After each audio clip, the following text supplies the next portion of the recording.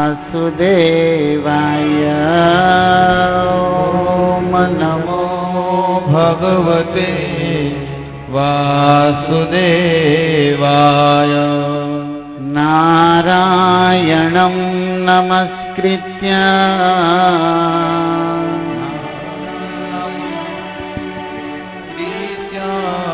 नरं चैव नरोत्तमं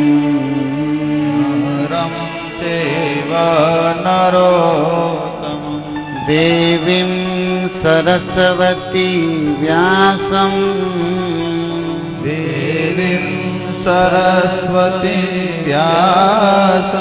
ततो जयेमुदीरये।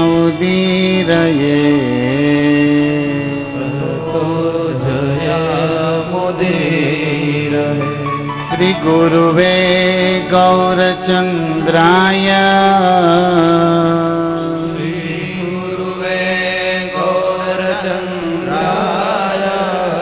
श्री राधिकाये तदालये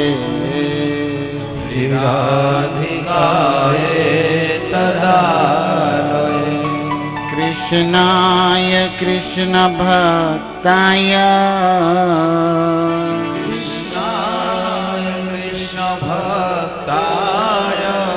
तद्भक्ताय नमो नमः।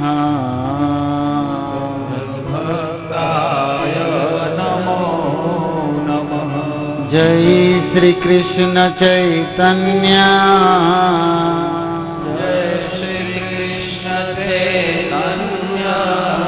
प्रभु नित्यानंद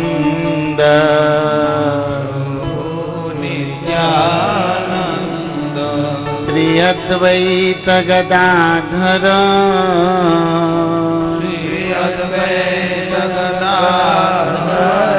श्रीवासादि गौर भक्त वृंद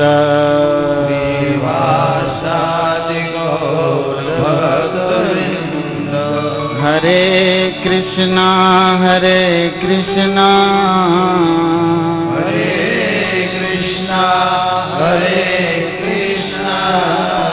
कृष्णा कृष्णा हरे हरे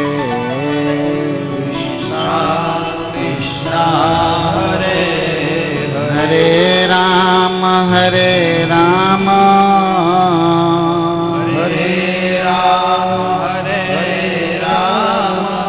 राम राम हरे हरे।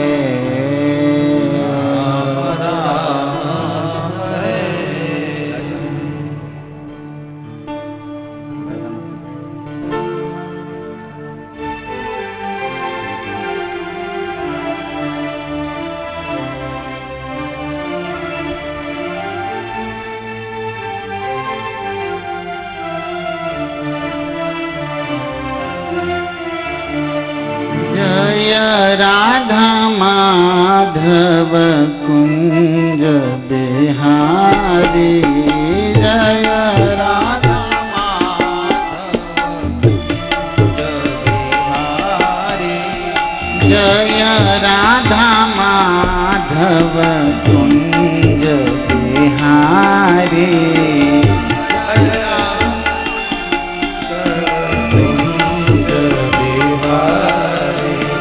जय राधा माधव कुंज बिहारी जय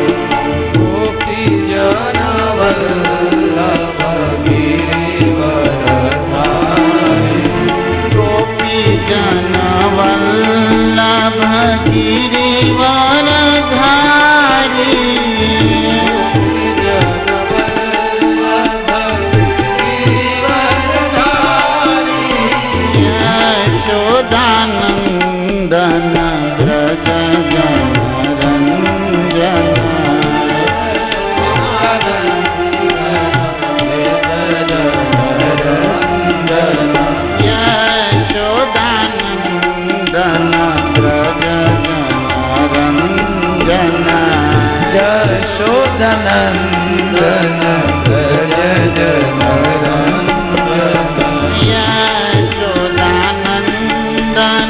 व्रज जनरंजन यशोदानंदन व्रज जनरंजन यमुना तीरावनचारी यमुना तीरावनचारी यमुना तीरावनचारी यमुना तीरावनचारी जय राधा माधव कुंज बिहारी जय राधा माधव कुंज बिहारी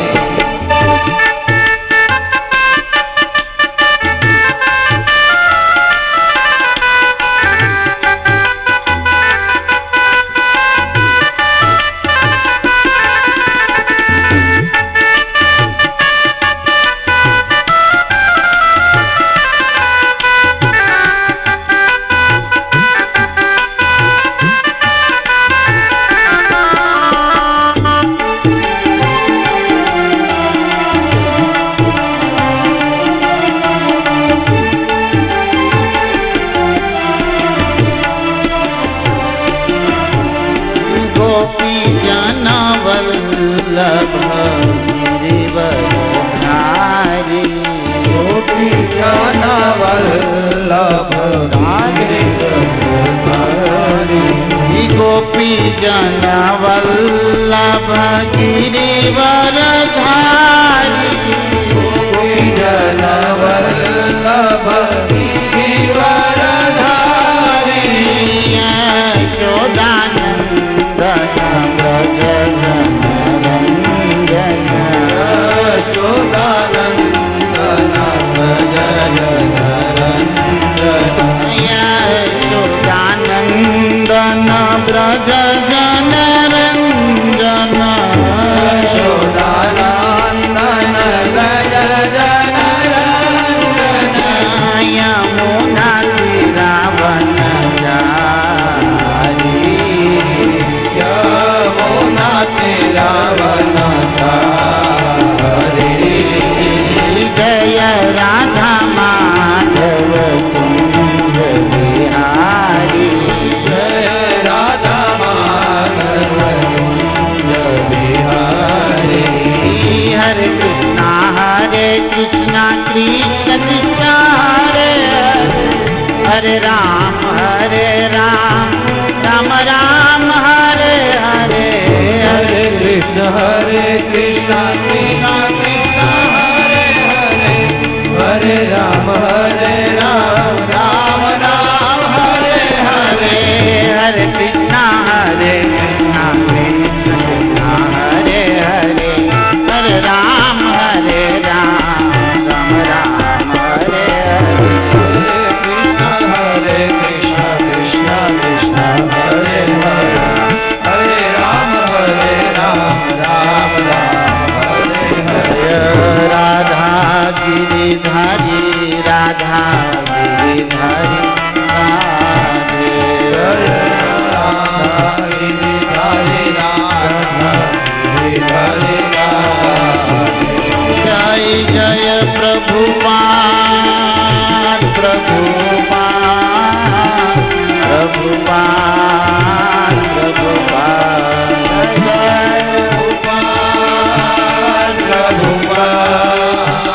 प्रभुपाद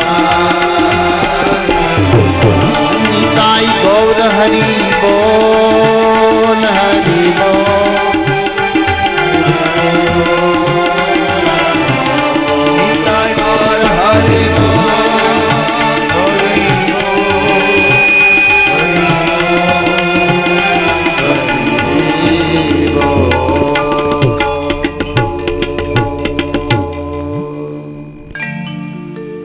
सीताराम लक्ष्मण भक्त हनुमान जी महाराज की जय। राधा कृष्ण भगवान की जय। कलि पावन अवतार श्री निताई गौर सुंदर की जय। श्रील प्रभुपाद की जय। निताई गौर प्रेमानंदे हरि हरि बोल।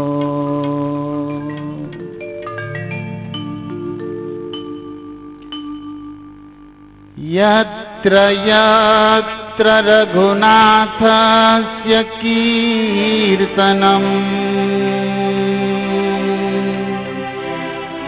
तत्र तत्र कृतमस्तकाञ्जलि।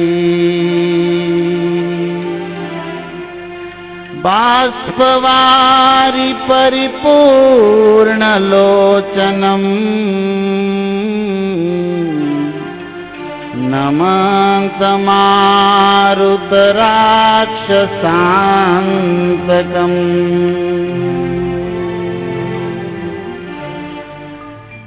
यस्याङ्के च विभाति भूधरसुता देवापगामस्तके।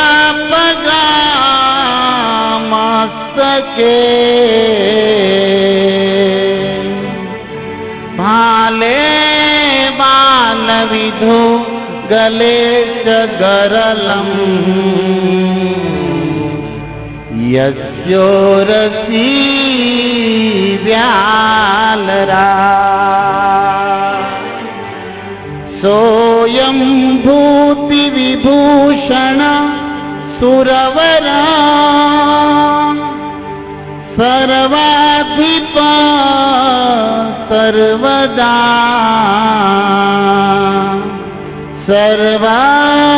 सर्वगत शिव शशिनिभ। श्रीशङ्करं पातु माम्।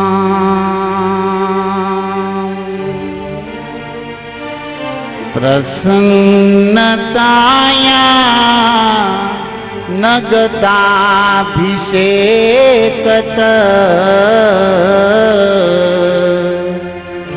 तथा नमम्ले वनवास दुःखत।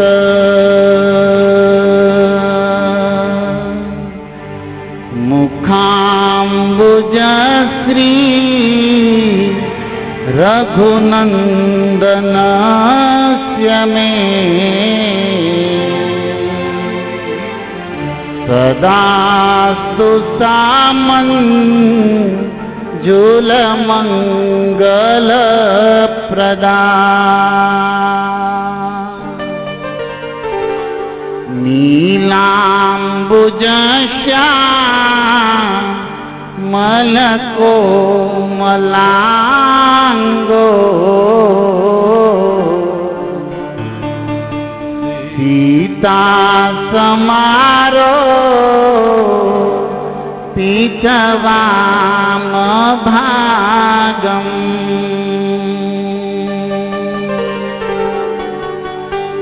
पाणो महासायकचारुचापम्।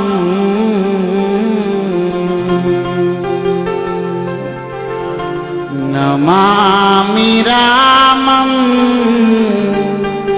रघुवंशनाथम्।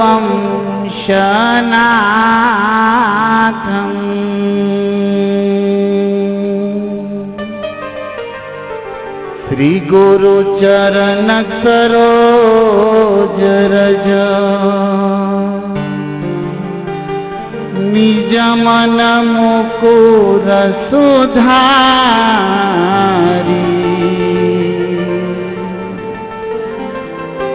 वरनौ रघुवर विमल जश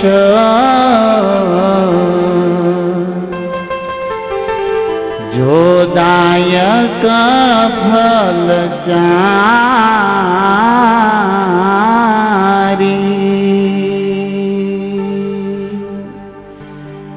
जनक सुता जग जननी जानकी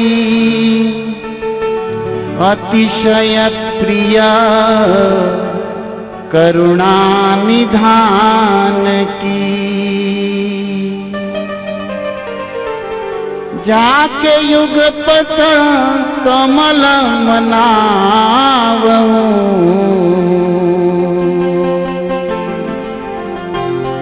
जाकी कृपा निर्मल मति पावूं।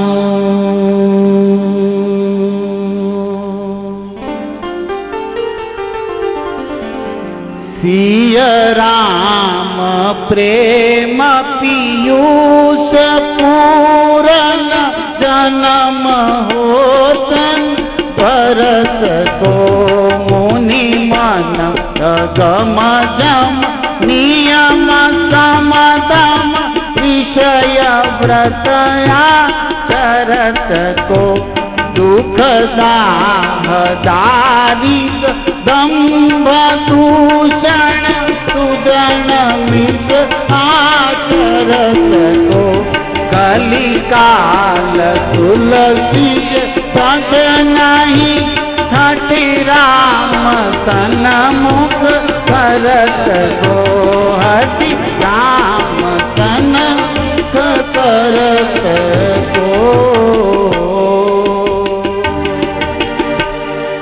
भरत चरित करिने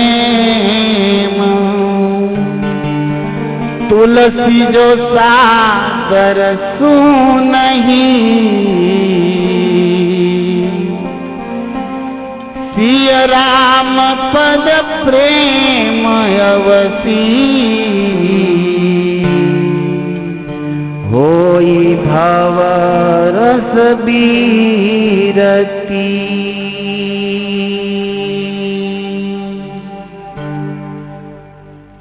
राम लक्ष्मण शत्रुघ्न भरत चारो भैया की जय, अवध धाम की जय, सरयू माता की जय, दशरथ कौशल्या मैया की जय।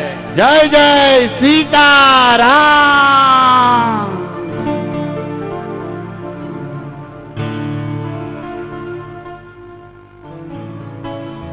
धन्यवाद अत्रे उपस्थित राम कथा प्रेमी वैष्णवोने लाखों लाख वंदन छे तमारी राम कथा निष्ठा ने प्रेम ने।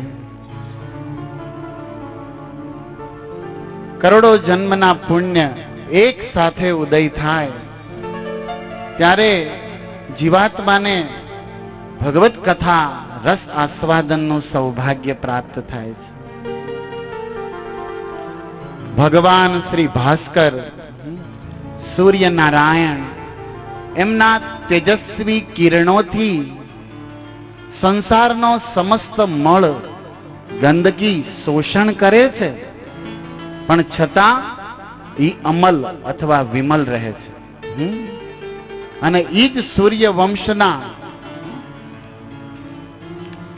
रघुवंश तिलक मुकुटमणि मर्यादा पुरुषोत्तम श्री राघवेंद्र सरकारनी अति अनुग्रह अनुकंपानु आ फळ छे के आपणे एमनी दिव्य लीला कथाओने संतोना सानिध्यमां बेसी अने परंपराथी सांभळी रह्या छे। वास्तवमां तो रामचंद्रजीनी प्रिया जनक दुलारी जानकीजीनी विशेष कृपा छे, कारण के आह्लादीनी शक्ति छे अने ई राम अने सीतानो महती अनुग्रह जेने कहेवाय, जे जीव उपर होय एने ज आ परम सौभाग्य प्राप्त थाय छे। वाल्मीकिजी रामायणनी शुरुआतमां लखे छे, रामायण यत नाम सकृत उच्चारयते सदा। कोई जीव भूलथी प्रेमथी के पराणे खाली रामायण एम बोली जाए उच्चारयते तो सर्व पाप निर्मुक्तो विष्णु लोकम स गच्छति। एना पाप बळी जाए अने ई सांकेतवासी वैकुंठनो वासी थई जाए। एक एक अक्षरमपि महापातक नाशनम રામચરિતના એ અક્ષરોમાં એવી શક્તિ છે કે જીવના મહા મોટા પાપને પણ બાળીને ભસ્મ કરે છે. તો આવો એ રામ પ્રેમ કથા સરિતામાં અવગાહન કરીએ. વૈષ્ણવ ગુરુ અને ભગવાનના ચરણોમાં સુંદર મંગલાચરણ, એમના નામ સંકીર્તન અને એ દિવ્ય ગુરુ શિષ્ય પરંપરાના સમર્પણ ભાવને સાથે લઈ અને સૂર્યવંશના એ તેજસ્વી રાજકુમારોના ચરિત્રને ગાવાનું હું સાહસ કરું છું. આમ તો કવિ કાલિદાસના શબ્દો રઘુવંશના મંગલાચરણના યાદ કરું તો એ કહે છે, ક સૂર્ય પ્રભવો વંશ, ક્યાં સૂર્ય વંશ, અને ક્વ જ્યાં અલ્પ વિષયામતી, અને ક્યાં મારી જેવો દુર્બુદ્ધિ અલ્પ બુદ્ધિ વાળો મનુષ્ય. ક્યાં સૂર્ય વંશ અને ક્યાં મારી જેવો અલ્પ મતિ વાળો મનુષ્ય.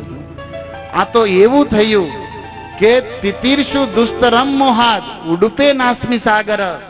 કોઈ વિશાળ ભવસાગર, આ સંસાર સમુદ્રની વાત જવા દો, જેનો કોઈ ઓર છોર નથી, પણ જે આંખોથી જોઈ શકાય એવા એટલાન્ટિક જેવા મહાસાગરો જે પૃથ્વી ઉપર છે, એવા સમુદ્ર જળને પાર કરવા માટે પણ એક નાની એવી તરાપો, એક હોડી લઈને કોઈ નીકળે તો એ મૂર્ખ છે. એ કહે છે કે મારી નાની એવી હોડી જેવી બુદ્ધિ, અને ક્યાં રામ સૂર્યવંશનો આ અથાહ સમુદ્ર. પણ છતાં હું સાહસ કરું છું. કેમ? એ ભગવાનની દિવ્ય યશ ગાથાને ગાય અને વાણીને પવિત્ર કરવા, બુદ્ધિને નિર્મળ કરવા, ભગવાનની પરમ અનુગ્રહ કૃપાને પ્રાપ્ત કરવા. ગોસ્વામી તુલસીદાસજી રામાયણમાં કહે છે કે રામના ગુણ હું કઈ રીતે ગાઈ શકું. સો મમ ગુણ કહી જાય ન કેસે. અરે એ રામચરિતના પવિત્ર શબ્દો હું ગાય કઈ રીતે શકું? કેમ? તમે ગાવ તો છો. તુલસીદાસને આપણે કહીએ તમે તો આખું ગાયું. તાકે મેં ગાયું તો ખરું, પણ એ એવું જ કર્યું. સાક બની કમની ગુણ ગન જૈસે. જેવી રીતે શાક બકાલા વેચવાનો ધંધો કરવા વાળો વ્યક્તિ આજ મણીઓના મોલ કરવા નીકળ્યો છે, મૂર્ખ. કારણ કે શાક બકાલાનો જેને આઈડિયા હોય, ચારાનાની આઠાનાના મરચાં આદુ વેચવા વાળો વ્યક્તિ અમૂલ્ય કિંમતી મણીઓના બાજારમાં જાય તો એની જે હસી થાય અથવા એની જે મૂર્ખતા સિદ્ધ થાય, એવું જ કંઈક મારું થવા જઈ રહ્યું છે. જુઓ, ભારત વર્ષની આ પવિત્ર ઋષિ મુનિઓની સંસ્કૃતિ છે કે બાળપણથી જ રામના દિવ્ય ચરિત્રને સંભળાવવાની શિક્ષા દેવામાં આવે છે. ઇવન ભાગવતની ટીકાઓમાં અને વૈષ્ણવો દ્વારા સંકેત મળે છે કે ભગવાન કૃષ્ણને દ્વાપરમાં જ્યારે ગોકુળમાં નાના હતા ને, કૃષ્ણ અને બલરામ 2-3 વર્ષના, ત્યારે માતા યશોદા એને રામની કથા કહેતા કે દ્વાપરમાં એક દશરથના કુંવર રામ થઈ ગયા. તો કૃષ્ણ ભગવાન કે હા, કેવા હતા? એ બહુ સુંદર હતા, બહુ વીર હતા, ગુરુ વશિષ્ઠજીની પાસે વિદ્યા ગ્રહણ કરવા ગયા. તો ભગવાન એની જ કથા બેય સાંભળે છે. એ જ રામ બલરામ, જે રામ છે એ કૃષ્ણ બનીને આવ્યા અને લક્ષ્મણ બલરામ, એ બેય ભાઈ સાંભળે. અને કથામાં એટલો અભિનિવેશ કે માતા યશોદા રાતે સુવરાવતી વખતે કનૈયાને કે લાલા, આગળ એવું થયું કે રાવણની પત્નીને, સીતાની, રામની પત્નીને રાવણ હરી ગયા. તો કૃષ્ણ પથારીમાંથી ઉભા થાય, લક્ષ્મણ ક્યાં છે મારું ધનુષ? ભાવમાં આવી ગયા. પોતે જે સ્વરૂપ હતું એ પ્રગટ થઈ ગયું. સંકેત શું મળે ખબર? તમે ભગવાનની કથા સાંભળશો ને તો તમને તમારું સ્વરૂપ છે ને એ પ્રાપ્ત થઈ જશે. આપણે બધા સંસારના રૂપમાં ફસાણા છે, પણ આપણે સ્વરૂપમાં આવવાની જરૂર છે. કારણ કે રૂપ બંધનમાં અને સ્વરૂપ મુક્તિનું કામ કરે છે. સ્વરૂપ છે આપણું એ રામના દાસ છે આપણે, પણ આપણે અત્યારે માયાના દાસ બની ગયા છે.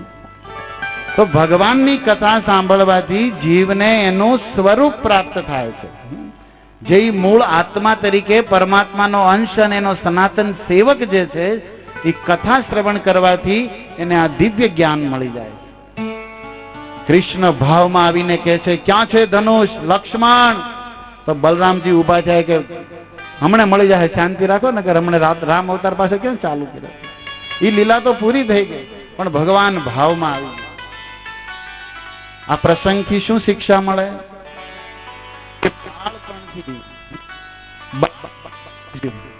રામના દિવ્ય ગુણ માતા પિતાનું કર્તવ્ય છે કે એ બાળકોને કે.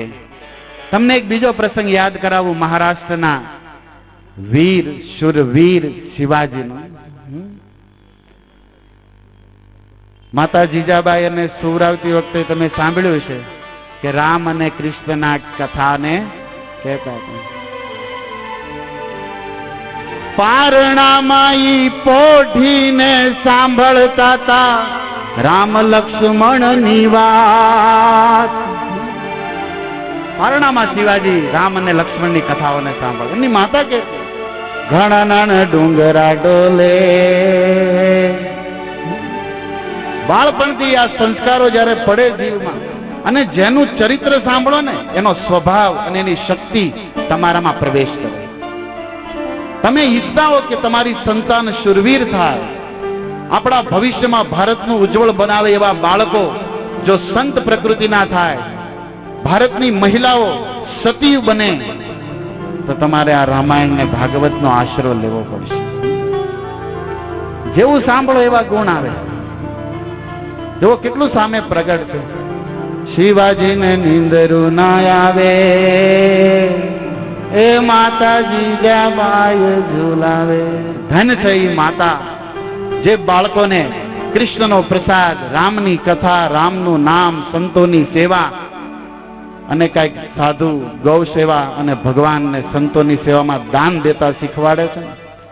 એ જનેતાને કોટી વંદન કરે છે ભારતના બ્રહ્મચારી સાધુઓ, સંન્યાસી.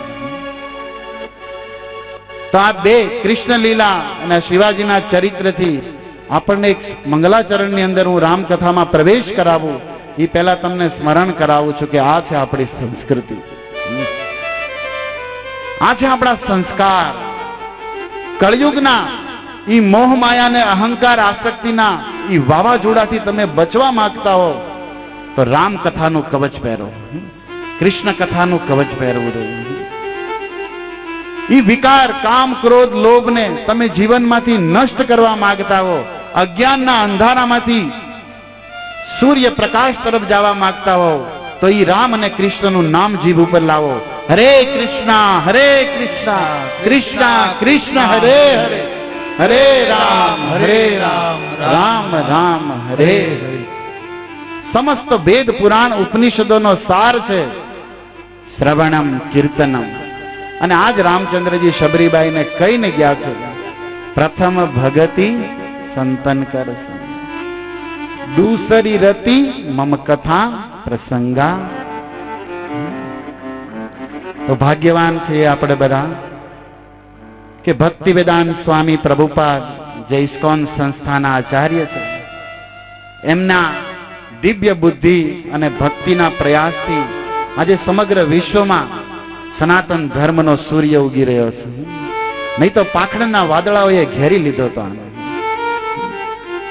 પણ આ હરિનામ સંકીર્તન, હરિકથા, મહાપ્રસાદ, ગીતા ભાગવતનો આ સનાતન સંદેશ આ ભક્તિ વેદાંત સ્વામી આખા વિશ્વમાં પહોંચાડ્યા.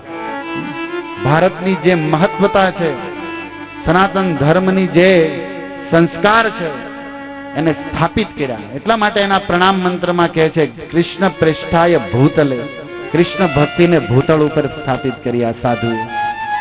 અને એના દ્વારા સ્થાપિત આ ઇસ્કોન આંતરરાષ્ટ્રીય કૃષ્ણ ભાવનામૃત સંઘ, જે વિશ્વના ખૂણે ખૂણે એક જ પ્રયાસ કરે છે કે માનવમાં માનવતા જાગે, કૃષ્ણ ભક્તિના, રામ ભક્તિના, સનાતન ધર્મના સંસ્કાર જાગે. આજે પ્રકૃતિથી તો દાનવતા છવાઈ ગઈ છે. આકૃતિ તો માનવની રહી છે, પણ માનવતા ખોઈ બેઠો છે આજનો સમાજ. પાશ્ચાત્ય જગતની આધુનિક હવાનો એટલો શિકાર બની ગયા છે કે આપણે આપણા મૂળને ભૂલી ગયા છે. ત્યારે આ સંસ્થાના વૈષ્ણવોને આપણે લાખો અભિનંદન દેવા જોઈએ કે એ આપણી માટે થઈ અને આવા સુંદર આયોજન કરે છે. પોતાનું ધન લગાડે, તન લગાડે, મન લગાડે, શરીરને પૂરેપૂરું આમાં સમર્પિત કરે, પોતાનો બિઝનેસ, પરિવાર, વ્યવહાર છોડીને તમારી માટે આ કાર્યક્રમ કરવામાં આવે છે. તો જે ભાઈઓ ટીવીના માધ્યમથી ઘરે જોઈ રહ્યા છે કે સમય કાઢીને કથાને આદર આપી, રામાયણને આદર આપી, સંત સમાજને આદર આપીને અહીંયા બેઠા છે, એમને બધાને હું કેવલ સ્મરણ કરાવું. કારણ કે રામ તત્વ, રામ કથા તો તમે મારી કરતા વધારે સારી જાણો છો. હું તો ખાલી એ કથાને વાણીથી ગાઈને તમને સ્મરણ કરવાની સેવા કરું છું. બાકી તમે બધા બહુ મહાન જ્ઞાની છો, ભારત ભૂમિના વાસી છો. ગુજરાતમાં અને એમાંય સૌરાષ્ટ્ર જે સંતો અને સુરાની ધરતી છે એમાં તમે ફરો છો તો કઈ જ્ઞાનમાં, ભક્તિમાં ઓછા નથી. પણ હા, ઠાકુરજી ગીતામાં કહે છે બોધયંત પરસ્પર. મારો વૈષ્ણવ હોય એ મારી કથામાં રમણ કરે અને મારી દીધેલી ગીતા, ભાગવત, રામાયણની શિક્ષાને માનવ સમાજમાં બોધ આપે. તો બસ એક ગીતા, ભાગવત, રામાયણના દિવ્ય પવિત્ર જ્ઞાનને પ્રસાદીમાં દેવાની આપણા ભાઈઓને હું સેવા માત્ર કરું છું. પણ સાથે સાથે નિવેદન પણ કરું છું કે તમે બધા તમારા જીવનને કૃષ્ણ રામ ભક્તિથી ભરો. જીવન સાચું ઈ છે, સાચી સંપત્તિ ઈ છે. જીવનનું લક્ષ્ય ખાવું, પીવું, ઊંઘવું, પશુ ઘોડે નથી. જીવનનું લક્ષ્ય રામ પ્રેમ, કૃષ્ણ પ્રેમ પ્રાપ્ત કરવો ઈ છે. અને એ કૃષ્ણ પ્રેમ, રામ પ્રેમ જો નહીં પ્રાપ્ત થાય તો આપણે જન્મ મૃત્યુના ચક્રમાં રહેશું. અને એ રામ કૃષ્ણ પ્રેમ રામ અને કૃષ્ણની કથામાં છે. અને રામ અને કૃષ્ણની કથા, રામ અને કૃષ્ણના ભક્તોની શરણમાં આવો, એમના સંગમાં આવો, ત્યારે પ્રાપ્ત થાય. એટલા માટે કહે છે સાધુ સંગ સર્વશાસ્ત્ર કહે. શ્રી કૃષ્ણ ચૈતન્ય મહાપ્રભુને યાદ કરો કથાના પ્રારંભમાં. જે કળયુગમાં કૃષ્ણ પ્રેમ, જે ગોલોક વૃંદાવનનું ધન છે, એ ઉદારતાથી રાધા રાણીનું હૃદય લઈ અને એમની દિવ્ય ક્રાંતિ લઈ અને આજથી 550 વર્ષ પહેલા પૂર્વ બંગાળ ગંગાના કિનારે જગન્નાથ મિશ્ર અને સચી માતાના ઘરે પ્રગટ થયા હતા. એ ગૌરાંગમાં પોતાના જીવનમાં એક સુંદર વાત આચરણ કરીને હરિનામ સંકીર્તનની ગંગાને પૂરા ભારતમાં પ્રસરાવી, પોતે જીવનમાં આચરણ કર્યું. તો એ જ હરિનામ ગંગા સંકીર્તન આંદોલન અને પ્રભુપાદજીએ વિશ્વ વિખ્યાત કરી દીધું. પણ આ ગૌરાંગ મહાપ્રભુ કૃષ્ણ પ્રેમ, કૃષ્ણ નામ સંકીર્તન, કૃષ્ણ કથા અને એક વૈષ્ણવ નું આચરણ, વ્યવહાર કેવો હોવો જોઈએ એ પોતે આચરણ કરીને જે પ્રદાન કરવા આવ્યા હતા એ કળયુગમાં, એ મહાપ્રભુને પણ જીવનની અંદર પૂર્ણ સમર્પણ ભાવથી પ્રણામની સાથે, કારણ કે પોતે એક ભક્ત હોવાના કારણે એ પણ ભાગવત સાંભળતા, એ પણ રામાયણ સાંભળતા ભક્તોના મુખેથી, ચૈતન્ય મહાપ્રભુ સ્વયં. તો બસ ઈ જ આ દિવ્ય પરંપરામાં આવો આધાર લેશું વાલ્મીકીજીની મહાન કૃતિ, જેને આખું વિશ્વ દેવતાઓ પણ વંદન કરે છે, એ રામાયણને. અને સમસ્ત લોકમાં, ભારત ભૂમિમાં જેનો અદ્વિતીય પ્રભાવ છે એવું શ્રી રામચરિત માનસ, જેના રચયિતા ગોસ્વામી તુલસીદાસ છે. આ બે દિવ્ય ગ્રંથોનો આધાર લઈ અને રામકથા ના દિવ્ય પાવન સરોવરમાં આપણે પ્રવેશ કરીએ. રામકથા તો અથાહ છે, અસીમ છે, અનંત છે. તો 5 દિવસમાં અને 1-1, 1.5 કલાકનું આ સત્ર, એમાં કાંઈ વર્ણન પૂરું ન થાય. એટલા માટે એવો નિર્ણય કર્યો ભક્તોના આજ્ઞાથી અને પ્રેમને લઈને, વિશેષ કરીને પ્રેમી મુંબઈના ભક્તોના, કે ભરત ચરિત્ર ઉપર કંઈક પ્રકાશ કરો. ભરત નું ચરિત્ર દેવતાઓ માટે પણ વર્ણન કરવામાં દુર્લભ છે, અવચનીય છે. કારણ કે રામ પ્રેમનો ગંભીર સમુદ્ર છે. ભરત પ્રેમ પયોધિ ગંભીર, ગોસ્વામીએ લખ્યું છે. તો હું તો મારી અલ્પમતીથી શું વર્ણન કરું, પણ ગોસ્વામીએ જે ભરતજીના ગુણ ગાયા છે, ભરત મિલાપ, ભરત વિલાપ. દશરથજીના અવસાન પછી ભરતની અયોધ્યા કાંડમાં એન્ટ્રી, પ્રવેશ થાય છે. ત્યાંથી પ્રસંગને લઈ અને ચિત્રકૂટ યાત્રા, રામ મિલન અને રામજીની પરમ કૃપા પ્રાપ્ત કરી, એમની ચરણ પાદુકા પ્રભુ કૃપા કરી, પાવરી દીની સાદર ભરત શીશ ધરી લીની, અને એ ચરણ પાદુકાને લઈને અવધ પાછા પધારે. આ એક અયોધ્યા કાંડના કંઈક 40-50 દોહાની અંતર્ગત અને વાલ્મીકી રામાયણને એનાથી મળતી જે શ્લોકાવલી છે એનો કંઈક આધાર લઈ અને વિવેચન કરીશું. આવો અયોધ્યા કાંડના મંગલાચરણથી પ્રારંભ કરીએ, જે તમારી સામે હમણે ગાવામાં આવ્યું. યસ્યાંકે ચ વિભાતિ ભૂધર સુતા દેવા પગા મસ્તકે. ગોસ્વામી તુલસીદાસ અયોધ્યા કાંડના ભરત ચરિત્રને વર્ણન કરતા પૂર્વ ભગવાન શંકર, જે કૈલાસ અધિપતિ ગંગાધર, માથે દ્વિતીયાનો ચાંદ શોભે છે એવા ચંદ્રમૌલી ભગવાન શિવને યાદ કરે. કેમ? ભાગવતમાં લખ્યું છે કે ભગવાન શંભુ વૈષ્ણવોના આદિ ગુરુ છે. વૈષ્ણવાનામ યથા શંભુ. અને બીજી વાત કે રામકથાના પ્રથમ વક્તા કોઈ હોય તો એ ભોળા છે. પ્રથમ શ્રોતા કોઈ હોય તો કુંભજ ઋષિ પાહી શિવ છે. તો રામકથા શ્રવણ ને કીર્તનનો અધિકાર એ વૈષ્ણવના આદિગુરુ પ્રલયનકારી નટરાજની શરણ લીધા વગર ક્યાંથી સંભવ બને? નમસ્કારમાં શું હોય? સોરી, મંગલાચરણમાં શું હોય? નમસ્કાર, વસ્તુ નિર્દેશ, આશીર્વાદ. તો અહીંયા ભગવાન શિવને નમસ્કાર કરવામાં આવે. શ્રી શંકરમ પાતુ મામ, હે શંકર હું તમારી શરણ લઉં છું. કેમ? વર્ણન જુઓ. યસ્યાંકે ચ વિભાતિ ભૂધર સુતા. જે શિવજી કૈલાસમાં એક વટ વૃક્ષની નીચે બિરાજે છે, તો એના ખોળામાં કોણ છે? એના અંકમાં વામ ભાગમાં ભૂધર સુતા. હિમાલયને ભૂધર કહે છે, પર્વત, અને એની પુત્રી પાર્વતી. એ પર્વતની પુત્રી છે એટલે ભૂધર સુતા. ભૂધર સુતાને ભગવાન શિવે ખોળામાં ડાબી બાજુ આસન આપ્યું છે. ચિત્રકેતુ પ્રસંગ 6ઠો સ્કંદ ભાગવતાનું પ્રમાણ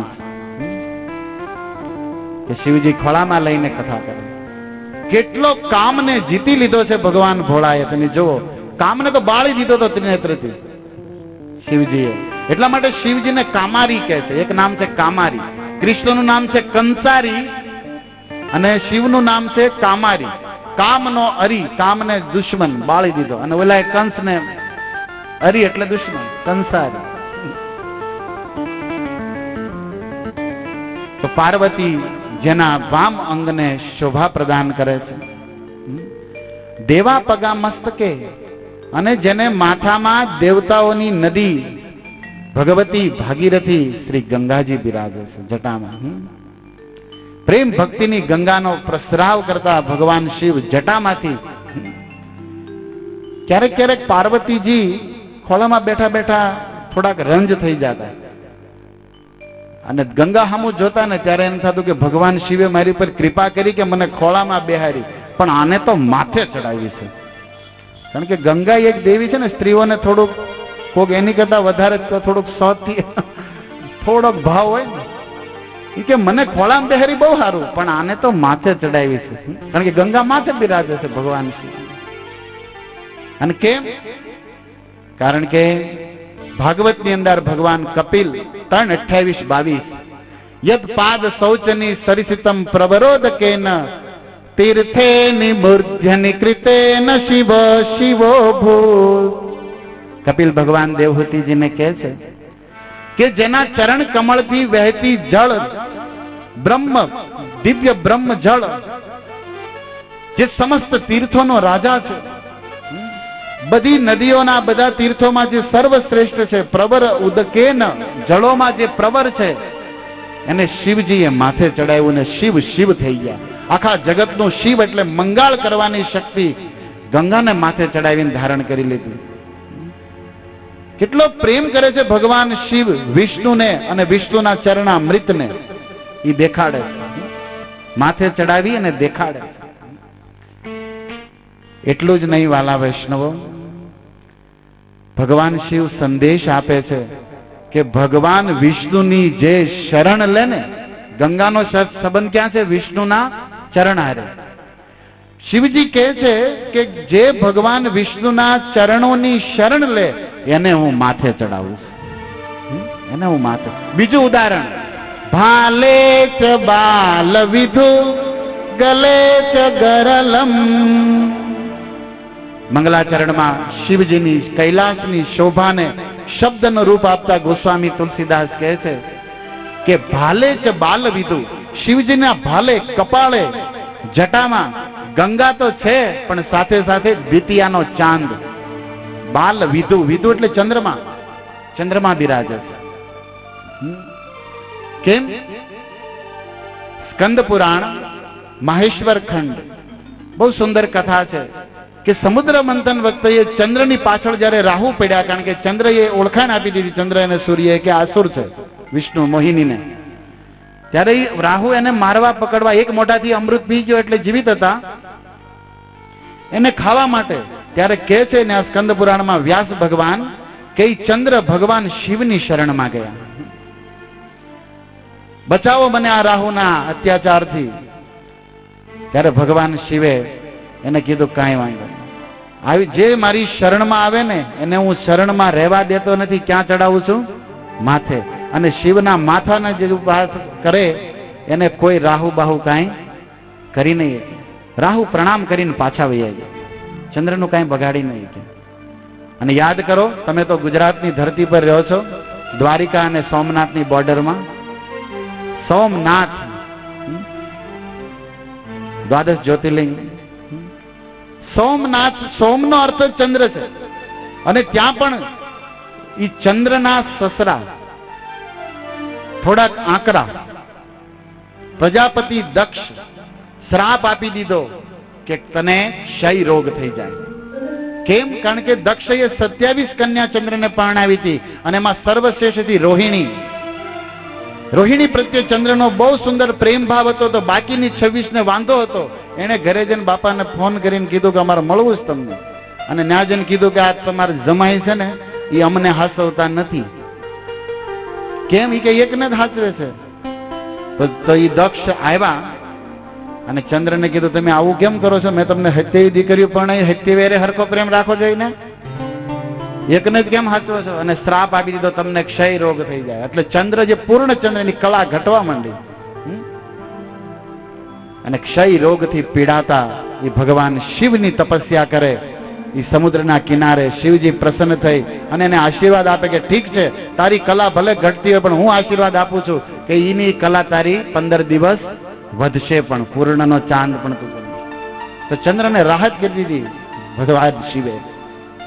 સોમનાથની આ પવિત્ર કથા છે. આ પ્રસંગ પણ ભક્તો બતાવે છે. શિવજીએ આ કથાને તમને કીધી પુરાણોની, પણ વૈષ્ણવો બહુ સુંદર કારણ આપે કે શિવજીએ ચંદ્રને માથે ચડાવ્યો. એનું એક બીજું રહસ્ય એ છે કે ભગવાન શિવ ત્રિકાળ જ્ઞાની છે, હે ને? ભૂત ભવિષ્ય વર્તમાનના આદિદેવ જાણે છે એ તો બધું. અને સમાધિમાં એને જોયું કે મારા આરાધ્ય ઈષ્ટ સોમ વંશમાં જન્મ લેશે, ચંદ્ર વંશમાં જન્મ લેશે. જ્યારે સૂર્ય વંશમાં જન્મ લીધો તો રુદ્રનો અંશ હનુમાન બનીને એની સેવા તો મેં કરી, પણ જ્યારે એ ચંદ્ર વંશમાં પૂર્ણ પુરુષોત્તમ આવશે તો એ ચંદ્રને જ માથે ચડાવી લો પહેલેથી. કારણ કે જે વંશમાં ભગવાન આવે એ વંશ પણ મારી માટે શિરોધાર્ય છે. ભાલે બાલ વિધુ ગલે ચ ગરલમ નીલકંઠ કહેવાણા. ભગવાન શિવ પરોપકારની મહામૂર્તિ, કેટલા ઓઢર દાની, સમાજ માટે, દેવતાઓ માટે, સમસ્ત જગતના જીવો માટે ઝેર પી લીધું. ત્યારે સંતો કવિતાઓમાં કહે છે કે શિવ સમાન દાતા નહીં વિપદ વિદારણ હાય. લજિયા મોરી રાખ્યો એ નંદી કે અસવા, હે વૃષભ ધ્વજ, દાસની લાજ રાખજો, કારણ કે તમે ઓઢર દાની છો, દેવામાં સમજો છો. તો એ ભગવાન શિવે ઝેર પી લીધું. પરોપકાર. યસ્ય ઉરસી વ્યાલરાગ, જેની છાતીએ ગળામાં વ્યાલરાગ, સર્પ બિરા. વ્યાલ સંસ્કૃતમાં સર્પને વ્યાલ કહે છે. માનો ભગવાન શિવને થયું કે અનંત શેષ હજારો મુખેથી હરિગુણ ગાય છે, અને જે હરિના ગુણ ગાય એ મારા હૃદયમાં રહે છે. શિવજી કહે છે કે એ મારી છાતીએ ચડીને રહે છે, જેના મુખમાં હરિગુણ છે. એ ભગવાન શિવ, જેનો શશી નિભ ઉજ્જવલ પૂર્ણિમાના ચાંદ જેવું ઉજ્જવલ શરીર છે ભગવાન શિવનું. સુરવર, જે દેવોના દેવ મહાદેવ છે. સર્વાધિપ સર્વદા, અને હંમેશા બધી જગ્યાએ જે બધાનું મંગળ કરે છે. ભૂતિ વિભૂષણ, જે સ્મશાનની એ વિભૂતિને ભૂતિને અલંકાર રૂપે ધારણ કરે. માનો કામને બાળી દીધો છે શિવજીએ. ઈ શંકર કૈલાસ ચંદ્રમૌલી, પાતુમાં મારી રક્ષા કરો. જો શિવજીમાં સમન્વય છે, બે વિરોધાભાસ. એક બાજુ ગંગા, એક બાજુ વિષ નૈન્ય, એક બાજુ ચંદ્ર, એક બાજુ સાપ. વિરોધાભાસ બધું છે. શિવજીનો આખો પરિવાર જ વિરોધાભાસ છે. એનું ગ્રહસ્થ જીવન વિચાર કરો ને, કારણ કે એનું વાહન બળદ અને એના ઘરના વાહન સિંહ, એ બે વિરોધ. એને ભળે નહીં. એને દીકરામાં તકલીફ. ગણેશજી ઉંદર બિરાજે છે ને ઓલા મોર, ઈ ખાઈ જાય એકબીજાને ભળે. વિરુદ્ધ પ્રકૃતિ શિવજીએ એક કરી છે. માનો એ શીખવાડે છે કે ઘરની પરિવારની અંદર અલગ અલગ મતિ, અલગ અલગ બુદ્ધિ રાખવા વાળા ને જો સુખેથી રહેવું હોય તો રામ ગુણ ગાવા પડશે, રામ નામ લેવું પડશે, તો જ સુખ રહે છે પરિવારમાં. એટલે શિવજીનો પરિવાર કૈલાસમાં એકથી એક ચડ્યા હતા. કાર્તિકેય, ગણેશ, પાર્વતી, શંકર, એના વાહનો એકથી એક ચડ્યા હતા, પણ બધા સુખેથી ને આનંદથી રહે છે. ઘર નથી તોય શિવજીએ ગણેશજી હાટુ એક રૂમ બનાવ્યો, ડાઇનિંગ એટેચ, એવું કોઈ વર્ણન નથી, એક ઘર નથી, પણ છતાં સુખેથી રહે. કેમ? હરે કૃષ્ણ કૃષ્ણ કૃષ્ણ હરે હરે, હરે રામ રામ રામ હરે હરે. સુવિધાથી સુખ નથી. સત્સંગમાં રામ કૃષ્ણની ભક્તિની સંસ્કારના સમજણ જેનામાં સુમતિ છે, ના સુખ છે. આ માનો શિવજી પોતાના જીવનથી દેખે. એક આઈડિયલ ગ્રહસ્થ, આદર્શ ગ્રહસ્થ છે. અને યાદ કરો, ભાગવતના આધારે દ્વાદશ મહાજનોમાં પણ જેમનું સ્થાન આવે છે, સ્વયંભૂ શંભુ. એ ભગવાન શિવની શરણ ગોસ્વામી એટલા માટે લે છે, માનો કે એને થયું, એને પહેલા જ એને ગુરુ માન્યા છે બાલકાંડના મંગલાચરણમાં. શ્રદ્ધા વિશ્વાસ રૂપીણો ભવાની શંકરો વંદે, શ્રદ્ધા વિશ્વાસ રૂપીણો. તો કોઈ પણ કથા કે કૃષ્ણ રામ અર્ચન કરવું હોય તો પહેલા ગુરુનું ચરણ લેવું પડે, એનું સ્મરણ કરવું પડે, એટલે શિવજીને સ્મરણ કરે. અથવા એક વિનમ્ર ભાવ એક આચાર્ય આપે છે કે માનો મંગલાચરણમાં ગોસ્વામી તુલસીદાસ રામકથા કહેવા જાવું છે, ભરત ચરિત્ર કહેવા જાવું છે. આ બે એટલું પવિત્ર ગંભીર છે કે શિવજીની કૃપા વગર સંભવ નથી.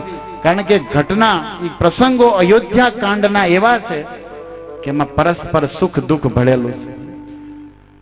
અને એ વખતે ચિત્ત જો કથામાં ખોવાઈ જાય તો ભાવ સમુદ્રમાં ગોસ્વામી ડૂબી જાય તો કથા અટકી જાય. એટલે શિવ એ ચિત્તની, એ બુદ્ધિની રક્ષા કરે, કારણ કે ભાગવતના આધારે ચિત્તના દેવતા ભગવાન શિવ છે. તમે જાણો છો કે આપણી બધી ઇન્દ્રિયો પર એક એક દેવતા વસે છે. કેટલી રહસ્યમય વાત છે. જો કોઈ પણ પ્રસંગમાં તમે ઊંડા ડૂબો ત્યારે ખબર પડે. નહીં તો બસ ભગવાન શિવને યાદ કર્યા, પ્રણામ કર્યા, થઈ ગયું એક જ મિનિટમાં. પણ મને એમ થયું કે ગોસ્વામી કમસે કમ મંગલાચરણ કરે છે તો આપણે પણ જે રામકથાના પ્રેમી છે, રામ નામના પ્રેમી છે, વૈષ્ણવના ગુરુ છે, એ ભોળાના વિશે કંઈક બે શબ્દો કહીને વાણીને પવિત્ર કરું.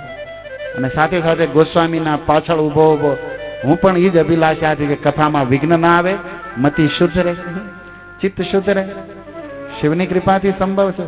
કલોલ મોલી નિચારુ ગંગા, લસતબાલ ભાલેન્દુ કંઠે ભુજંગા.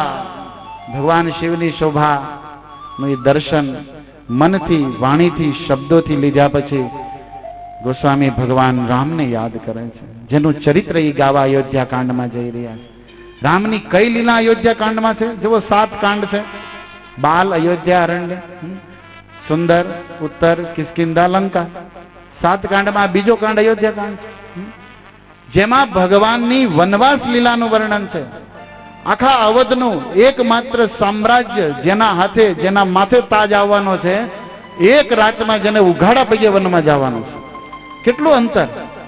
પણ આવી વિષમ પરિસ્થિતિમાં પણ જેના ચિત્તની વૃત્તિને ન હર્ષ, ન શોક, ન આનંદ, ન દુઃખ, આવી જેની મૂર્તિ છે, સમગ્રનું એનું મન અને શરીર ને આખું પ્રસ્ફુટિત થઈ ગયું, પ્રફુલ્લિત થઈ ગયું જ્યારે વનમાં જવા મળ્યું ની વાત મળી ત્યારે. ધન્યવાદ હે માતા, તે તો મારું સાચું હિત કર્યું. મારો પ્રાણથી વાલો ભરત, એને તે રાજ માગ્યું. તે મારા હૃદયની આખા અવધમાં ગુરુ વશિષ્ઠ ભલું કરવા વાળા, પિતા ભલું કરવા વાળા, મારો ભાઈ લક્ષ્મણ મારી હારે સેવા કરવા વાળો, અવધના એક એક વાસી મને પ્રેમ કરે. પણ મારું હિત કર્યું હોય તો કઈ કઈ તે, કારણ કે એ બધાએ મને રાજ તિલક પહેરાવાની વાત કરી અને પોતે ખુશ થયા. પણ રામ શેમાં ખુશ છે એ તે જાણ્યું એકે. એ બધા મને ખુશ કરવા અને પોતે ખુશ કરવા કે રામ રાજા બને, રામ રાજા બધા જોશું, પછી એની શરણમાં આનંદ કરશું. એ પોતાનો આનંદમાં ભલે બધા પીડ્યા હોય, પણ રામને શું ગમે છે એ કોઈ જાણ્યું હોય તો માં તે જાણે છે. મારા જીવનમાં સૌથી આનંદનો સૂર્ય આજ ઉગશે સવારમાં, કારણ કે મારો પ્રાણથી વાલો ભાઈ ભરત ગાદીએ બેસે. એનાથી બીજું કોઈ દ્રશ્ય નથી મારી માટે. હવે ભગવાનના શબ્દો જો, ઓલી બાજુ કઈ કઈ ના શબ્દો, આ બાજુ ભરત, ભગવાનના. પિતા દેહી મોર કાનન રાજુ. પિતાજીને કે તમે ચિંતા હું કામ કરો છો? 14 વર્ષ તો આમ વયા જાય. અને ઋષિ મુનિઓને મળી સત્સંગ કરીશ. અરે ભરત તો કેવલ અયોધ્યાની સીમાના રાજા બનશે, પણ રાજમહેલ કરતા વન મોટું કે રાજમહેલ મોટો? વન, મને તો વનનો રાજા બનાવ્યો. જો કેટલી વાત ગંભીર છે, સિરિયસ ને દુઃખદાયક છે, પણ રામે પોતાના મધુર વચનોથી પ્રસંગને એકદમ હળવો કરી નાખ્યો અને આનંદમાં આવી ગયો. એને ગોસ્વામી યાદ કરે છે. પ્રસન્નતાયા નગતાભિષેકત તથા નમલે વનવાસ દુઃખત. વશિષ્ઠજીએ આવીને સમાચાર આપ્યા કે રામ, કાલે સવારે વહેલા જાગી અને ઉપવાસ કરજો, સરયુ જળથી સ્નાન કરી શિંગારને સજી અને સિંહાસને બિરાજવાનું છે. તમારું રાજ તિલક કરવાનો નિર્ણય પિતાશ્રીને મેં લઈ લીધો છે. આટલી વાત સાંભળી ભગવાન રામ દુઃખી થઈ ગયા, ખુશ નહીં. ત્યાં લખ્યું છે અને કહે છે કે હા, મને રાજ બનાવવાનું, તો મારા 3 ભાઈઓ છે એનું હું? કે એનું શું, એ તમારી સેવા કરશે, તમારી આજ્ઞામાં રાજન કાર્યમાં સાથ દેશે. કેમ?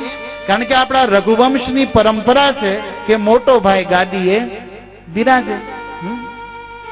પણ ભગવાન રામ કહે છે, જન્મે સંગ સંગ સૌ ભાઈ.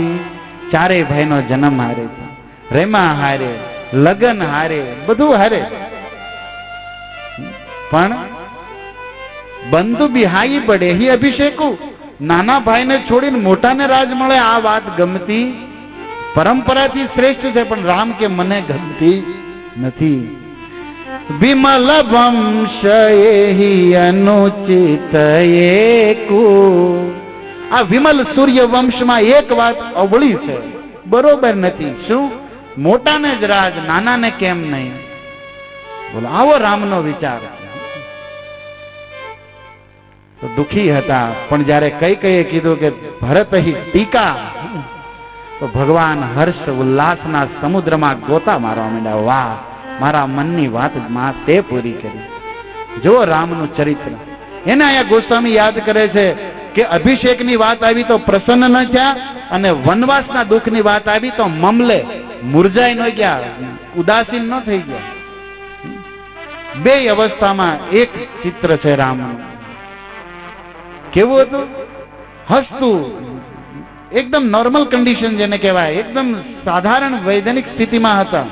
ન હર્ષ ન શોક ન આનંદ, બિલકુલ પરફેક્ટ સ્થિતિમાં.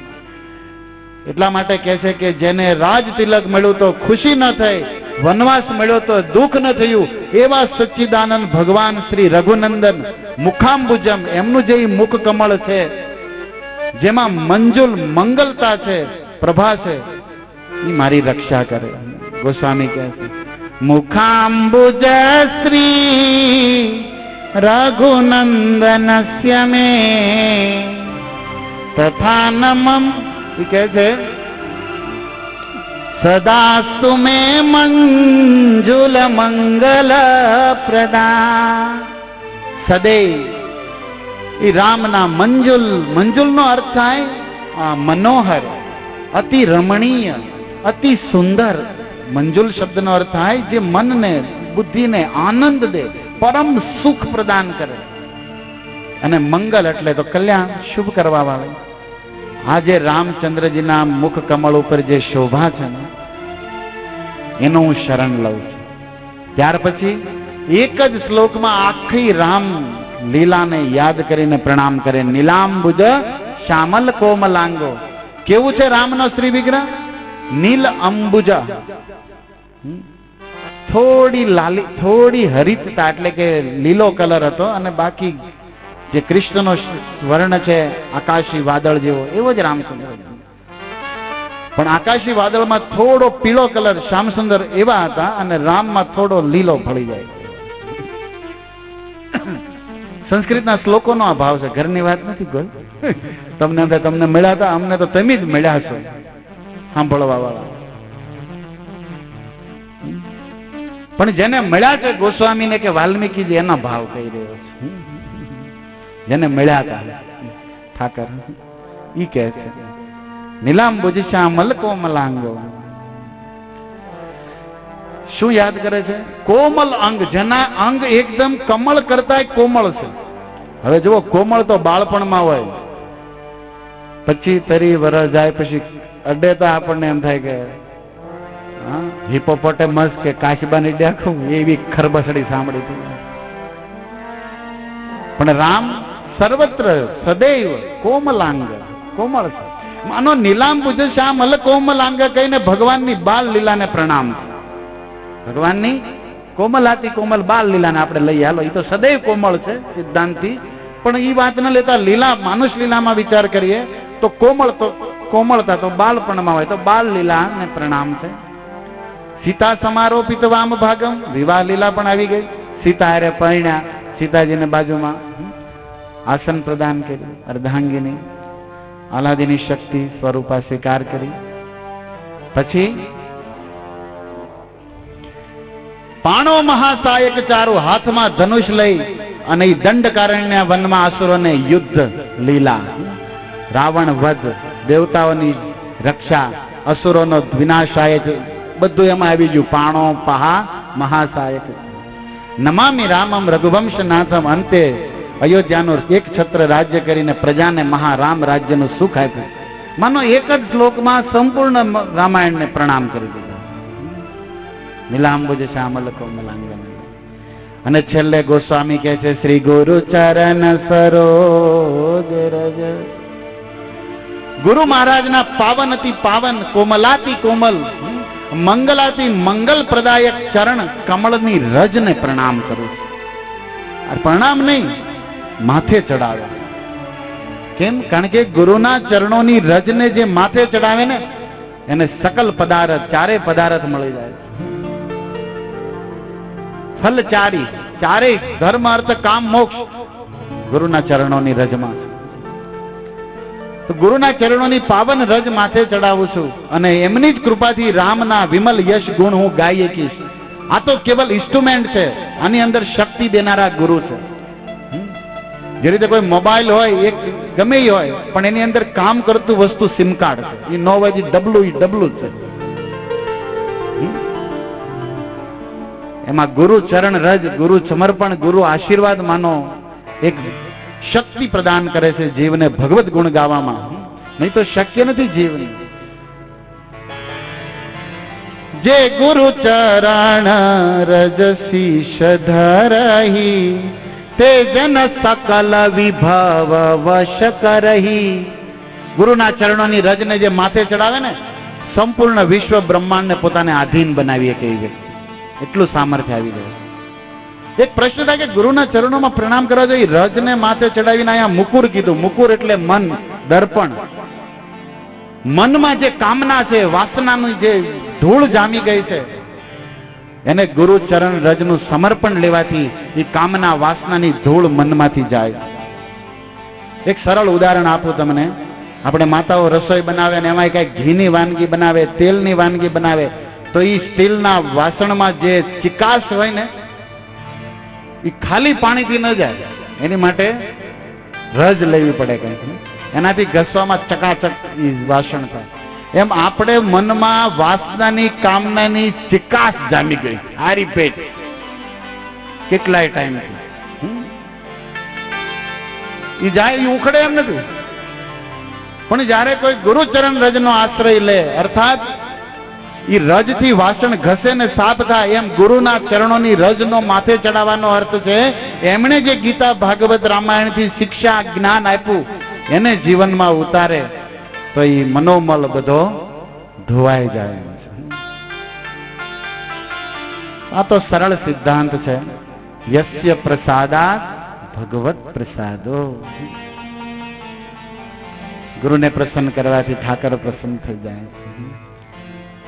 અને એમાંય તે વિશુદ્ધ પરંપરાથી રામ અને કૃષ્ણના જે ભક્ત હોય ને, એ જ ગુરુ છે.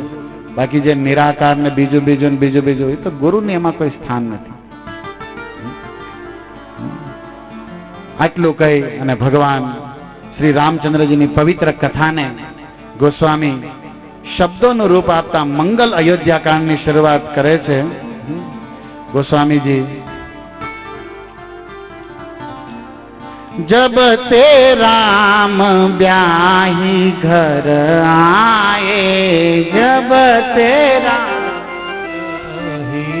घर आए, जब ते राम ब्याही घर आए, जब ते राम ब्याही घर आए, नित नव मंगल मोद बधाए, नित नव मंगल मोद बधाए, नित नव मंगल मोद बधाए,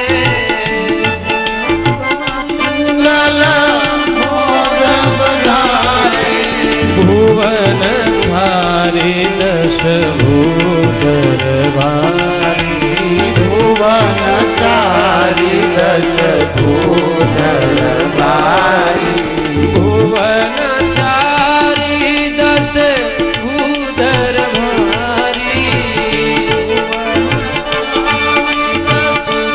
माइक चालू करो, એનો અલગ પાછળ જાય. सतुत मेघ बरसहि बहुबारी, संस्कृत में बरस बहुबारी, सतुत मेघ बरसहि बहुबारी, संस्कृत में बरसी बहुबारी, विधि सिद्धि संपत्ति नदी सुहाई,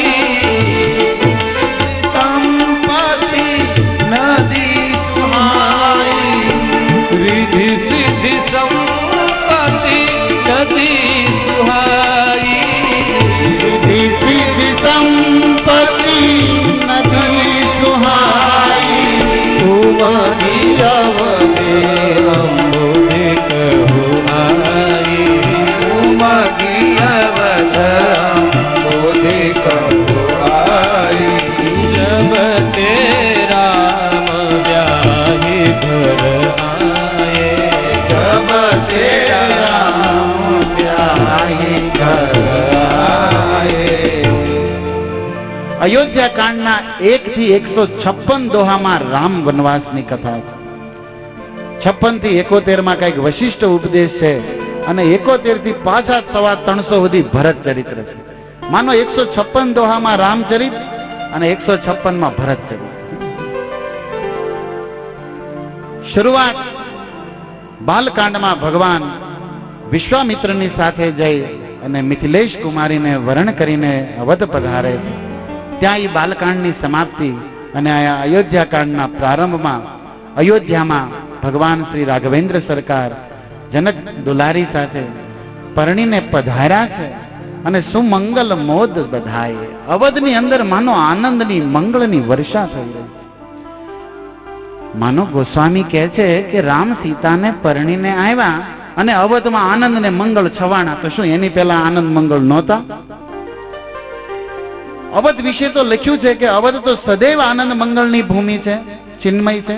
અને ભગવાન સચ્ચિદાનંદ બ્રહ્મ સાક્ષાત શ્રી રામચંદ્ર આનંદનો ઘન મેઘ જ્યાં બિરાજે છે, તો શું ત્યાં આનંદ નહોતો? તો પછી પાછો અહીંયા આનંદ વધારે થયો, એનો કહેવાનો ભાવ શું છે? હા, રામ અને એની અવધ સદૈવ આનંદદાયક મંગલદાયક છે.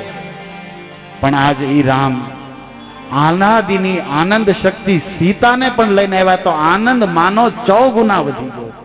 આનંદ તો હતો જ, પણ આનંદ પ્લસ આનંદ. કારણ કે સીતાજી સાક્ષાત આનંદ અને મંગલની મૂર્તિ છે. તો પ્રભુ તો હતા જ આનંદદાયક, પણ એ આનંદને પણ આનંદ દેવા વાળી કોઈ હોય તો એની આહલાદીની શક્તિ છે, અને એ છે ભગવતી શ્રી સીતા. તો આજ પ્રભુ શક્તિમાનની જોડે રૂડો લાગે. રાસલીલામાં ગોસ્વામી સુખદેવ ગોસ્વામી કહે છે કે કોઈ મણી હોય, લોકેટ, કોઈ હીરો, તો એ લોકેટમાં પહેરવાથી સુંદરતા વધી જાય, હે ને, એમાં નાખવાથી. મહામર્ક તો યથા, માનો ગોપીઓની વચ્ચે શ્યામ સુંદર વધારે સુંદર થઈ ગયા હતા. તે સુંદર, પણ સુંદરતામાં તે સુંદર.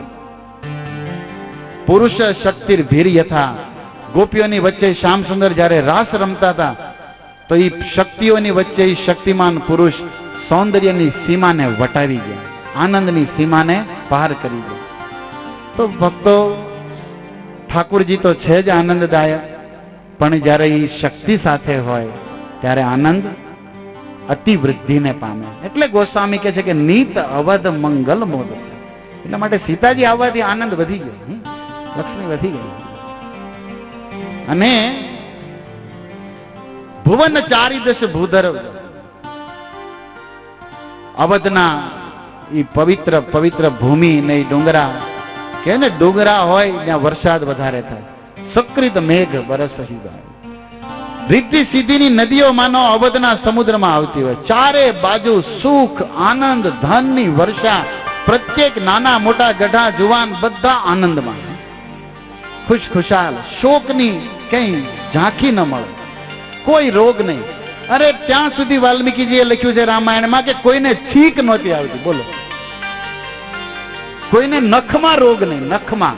અત્યારે તો શીખ ખાય બાજવાળાને ભરી મૂકે તમારો માણસ, અને ઓલા નહીં તો ભાઈ રૂમાલની જરૂર પડે. એક તો હોય પણ બીજો એક્સ્ટ્રા જરૂર ની પડી જાય, એવી દશા છે. ચારે બાજુ રોગ, ઉપાધિ, ચિંતા. કેમ?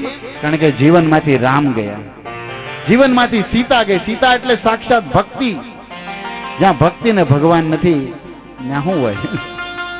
ના દુઃખ ઉપાધિના ડુંગરા છે.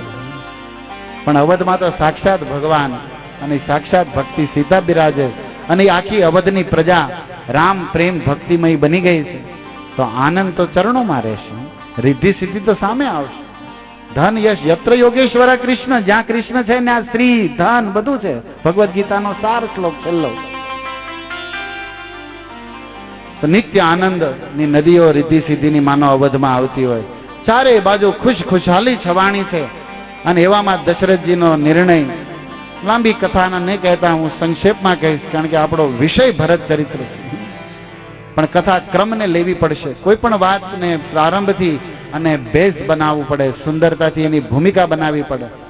કારણ કે શ્રોતાનો કથામાં પ્રવેશ કરાવવાનો જ હેતુ માત્ર નથી હોતો, કથા એનામાં પ્રવેશ કરે એ હેતુ હોય છે. કથામાં આપણે પ્રવેશ કરી ગયા, પણ આપણામાં કથા પ્રવેશ કરે એની માટે આ વિધિ હોય છે કે પ્રસંગની મંગલાચરણ શું છે, કાંડ શું છે, રચયિતા કોણ છે, ભાવ શું છે. આજ તો કથા છે. બાકી તો બધાને ખબર છે, રામ વનમાં ગયા, રાવણને માર્યો, દશરથજીના પાછા આવ્યા. શ્રી રામચંદ્ર કી જા. પણ કથા રસની અંદર પ્રવેશ કરવાનો અર્થ છે એ કથાના મર્મને સમજવું, કથાના રહસ્યને સમજવું, અને ત્યારે ચિત્ત આનંદમાં આવી જાય. નિત્ય સ્મરણ કરવું જીવનનું લક્ષ્ય છે, અને આ રીતે કથા સાંભળો એ સ્મરણ કરીએ. આ રીતે કથા સાંભળો એ સ્મરણ.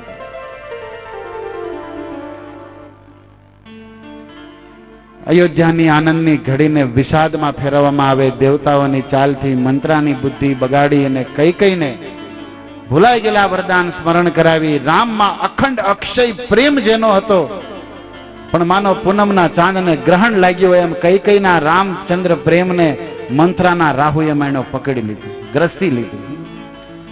ગમે એટલો માણસ સત્સંગ કરે અને રામ સનાતન ધર્મ કૃષ્ણ ભક્તિને ભેગી કરે, પણ 10-5 મિનિટનો કુસંગ એને ભ્રષ્ટ કરે. એનું જ્વલંત ઉદાહરણ કઈ કઈ. એટલા માટે તમને એક વાત યાદ કરાવું. એક સંતની એ કહેતા હતા કે આપણે રામાયણમાં વાંચવી છીએ કે તાડકા મરી રામે મારી. આપણે રામાયણમાં વાંચવી છીએ કે સુરપંખાના નાક કાન કાપી અને એને ઘરે બેહારી દીધી, કારણ કે કઈ મોટું દેખાડે એવું ન રહ્યું શરમના કારણે. લક્ષ્મણજી લંકીનીને હનુમાનજીએ મારી. લંકાની જે મંથરા મરી કે નહીં એનું વર્ણન નથી. મંથરાને આને આ ટાઈમે એ મરીને એને બાળી આવ્યા એવું વર્ણન રામાયણમાં. હા, બીજા મર્યા. મતલબ એનો વંશ વેલો કળિયુગમાં ફલ્યો અને ફૂલ્યો. શેરીએ શેરીએ મંથરા, અને 50 વર્ષ આવવા દો ઘરે ઘરે. જો રામકથાને નહીં સમજે તો ઘરે ઘરે ઘરની અંદર સંબંધ બગાડે, એકબીજાને ચડાવે. સમજી લેવું મંથરાનો અવતાર અંશ કઈક પ્રગટ થયો. ઘણાના આ કામ હોય છે. નણંદ આમાં સારો રોલ લેશે. ભાભી ને સાસુ વચ્ચે આ કરાવવાનો, મમ્મી વચ્ચે. ક્યારેક ક્યારેક સાસુ દીકરા અને વહુમાં, ક્યારેક ક્યારેક ઈ પરણીને પધાર્યા ઈ મહારાણી દીકરા અને મામા. કોણ ક્યાં કયું સિગ્નલ આવશે કોઈ નક્કી નથી આમાં. બસ સંસ્કારોનો ખેલ છે. રામાયણ નથી સાંભળ્યું તો આ દુર્દશા માટે તૈયાર રહે સમાજ. કારણ કે કળિયુગ છોડશે નહીં. જ્યાં રામ છે ત્યાં જ માયા નથી, જ્યાં સૂર્ય છે ત્યાં જ રાત નથી, બાકી અંધારે અંધારું છે. બચવું હોય તો સમજવા જેવી વાત છે કે કુસંગ, તમે સત્સંગમાં આવો છો ને બહુ ધન્યવાદ, પણ સાથે સાથે કુસંગને છોડો, નકર ઈ કુસંગ સત્સંગ ઉગવા દેશે નહીં. અને આપણો ઇતિહાસ તમે જુઓ, આટલું તમને અહીંથી કહેવામાં આવે છે. તમને ઘણી જગ્યાએ સત્સંગમાં કહેવામાં આવે છે, વ્યાસજીએ આમ કીધું, કૃષ્ણએ ગીતામાં આમ કીધું, રામાયણે આમ કીધું, હનુમાનજી આમ કરતા, તોય આપણે હજી ભજન કરતા થયા નહીં, હજી વ્યસન છોડ્યા નહીં. કોઈ અસર થતી નથી આપણને સત્સંગની. અનુભવ છે કે નહીં? નથી છોડ્યું મતલબ અસર નથી. અને કુસંગની કેટલી અસર ખબર? થોડુંક તમને કોઈ કહે કે ઈ પ્રભુજી છે ને આમ હતા, તરત વય જ છે. બોલો, હવે કહેવા વાળો થર્ડ ક્લાસ વ્યક્તિ છે, પણ એની નકલી ને મિથ્યા વાતમાં મારો ને તમારું મનડું માને છે. અને અહીંયા વ્યાસની, વાલ્મીકીની, કૃષ્ણની, રામની વાતમાં આપણું ચિત્ત ગ્રહણ કરતું નથી. નિષ્ઠા અને વિશ્વાસ જેટલો રામાયણ ને ગીતામાં છે એટલો જ તમે વિચાર કરો. તમે પોતે માપો તમારા જીવનને કે શું છે કપટીની ખોટી વાતમાં વધારે વિશ્વાસ છે કે રામાયણની સાચી વાતમાં. આપણું જીવનનો વ્યવહાર તમને બતાવી દેશે કે આપણને કુસંગમાં વધારે વિશ્વાસ પડી જાય, એ મનાઈ જાય છે. આમાં હજી એટલો પડતો, કારણ કે જીવનમાં નથી દેખાતો એનું રિઝલ્ટ આ ગણી શકાય. કોઈ તમને કીધું હોય ને ઓલા પ્રભુજી બહુ સારા, આ ભક્ત બહુ સારા, આ માતાજી બહુ, છે ન માનવી. અને ભૂલમાં કીધું હોય ને એ તો આમ, એટલે આપણે મનમાંથી જાય નહીં. અસર આપણા મનમાં જેટલી કુસંગની છે ભક્તો, એટલી સત્સંગની નથી. અને આપણે તો એવા છીએ કે સત્સંગ તો થોડોક કરીએ છીએ, ને કુસંગ સત્સંગ કેટલો, રામકથા કેટલી થાય? બહુ ઓછી, વરામાં 1-2. તોય પાછા આપણે કે આવડા તો દર વર્ષે કરે છે લે, તો એવા વેમમાં છે ઘણા. મોરારી બાપુને એક વખત એક વ્યક્તિએ પૂછ્યું હતું કે તમે એકને એક રામકથા રોજ જ્યાં હોય ના ગાઓ, 15 દીમાં 2 કથા કરો, તમને કંટાળો નહીં થાવ? પૂછીએ, પૂછવા વાળા તો ગમે એ પૂછે ને. બાપુએ બહુ સુંદર જવાબ આપ્યો કે તમારી વાત તો પ્રશ્ન તમારો અનુકૂળ છે, તમારા કુળ પ્રમાણે, તમારા મગજ પ્રમાણે. તમારો પ્રશ્ન બતાવે છે કે તમારું કુળ અને તમારું મગજ બહુ સુંદર છે, બુદ્ધિ. પણ મારો પ્રશ્ન સામો એ છે કે કોઈ માછલીને પૂછે કે તમે પાણીમાં પડ્યા રહ્યો, તમને બહાર પાણી કંટાળો નહીં થાવતો? બસ એવી જ વાત તમે મને પૂછો છો. માછલીનું પ્રાણ જળ છે, એમ મારું પ્રાણ, સંતોનું સાધુઓનું પ્રાણ રામકથા છે. એમાં કંટાળો, જીવન જ આનંદ જ ન્યા છે. ઈ ન હોય ને તો અમને કંટાળો આવે છે. રામકથાનો સમય ન હોય ત્યારે અમને કંટાળો આવે. જેણે કથાનો જીવનમાં અંત કરી દીધો, વાસ્તવમાં એ સંત નથી. ગયો કામ. માછલી જળની બારી રહીને સુખ ગોતવાનો પ્રયાસ કરે તો એ મૂર્ખ છે. સપનામાં સુખ નહીં મળે અને પાણીની બહાર રહેવાથી. એમ જીવને ભગવાનથી વળગા રહીને, ભગવાનથી અલગ રહીને સુખી રહેવા માંગતો હોય, રામ નામ, રામ કથા, રામ કૃષ્ણ કથા, રામ પ્રસાદથી, કૃષ્ણ પ્રસાદથી હરિબોલ એ આઘો રહીને સુખી થવાનો પ્રયાસ કરતો હોય તો એ મહામૂર્ખ છે. પણ જેને રસ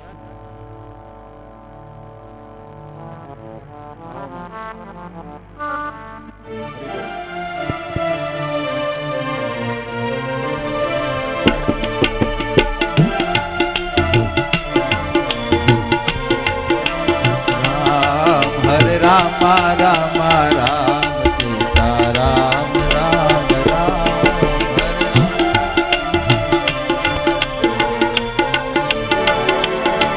હરે રામ રામ રામ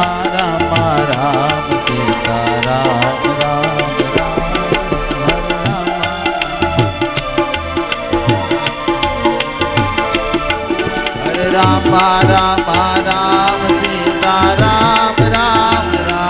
હરે રામ રામ રામ સીતા રામ રામ હરે રામ રામ રામ સીતા રામ રામ હરે રામ રામ રામ સીતા રામ રામ હરે રામ રામ રામ સીતા રામ રામ હરે રામ રામ રામ સીતા રામ રામ હરે રામ રામ હરે રામ રામ રામ સીતારામ સીતારામ રામ રામ સીતારામ રામ રામ સીતારામ રામ રામ સીતારામ રામ રામ સીતારામ રામ રામ સીતારામ રામ રામ સીતારામ રામ રામ સીતારામ રામ રામ સીતારામ રામ રામ સીતારામ રામ રામ સીતારામ રામ રામ સીતારામ રામ રામ સીતારામ રામ રામ સીતારામ રામ રામ સીતારામ રામ રામ. ભગવાનના નામમાં મહા અમૃત છે, જીવને અમર બનાવે છે. ત્રિતાપનો પાપોનો સમૂળ વિનાશ કરી જીવને વિશુદ્ધ કરી અને ભગવત ધામનો અધિકારી બનાવે છે રામ નામ ને રામ કથા. તો પૂજ્ય બાપુનો અવાજ જવાબ હૃદયને સ્પર્શ કરે છે કે વાસ્તવમાં જળથી અલગ માછલી સુખી ન થાય, એમ રામ વગર, રામ ભક્તિ વગર જીવ સુખી નહીં થાય. અને એનાથી જેને વૈરાગ છે એ સંત છે ને. જેને રામ રામ કથા અરે પ્રીતિ નથી એ સંત નથી. ભલે વેશ હોય સંતનો, અને ભલે પછી તમારી જેમ પરિવાર વ્યવહાર ગ્રહસ્થમાં હોય, પણ રામ કથા અને રામ નામ જીવનમાં ઘર કરી ગઈ છે તો સંત છે. સંતની ઓળખાણ એના ભજનથી છે, એના બાહરી વેશથી નહીં, એના ગુણથી છે. आओ प्रसंगनी अंदर पुनः प्रवेश। भगवान श्री राघवेंद्र सरकार ની આ મધુરાતી મધુર લીલા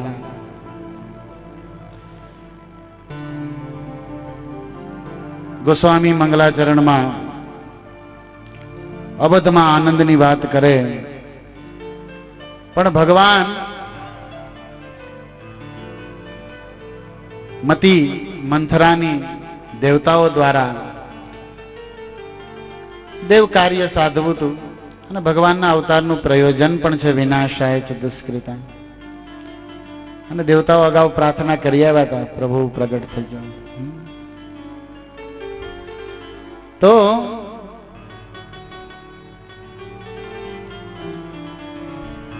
સાર શિક્ષાને સંક્ષેપમાં ગ્રહણ કરીએ કે કુસંગથી બચવું જોઈએ. પધારો હરિશરણમ.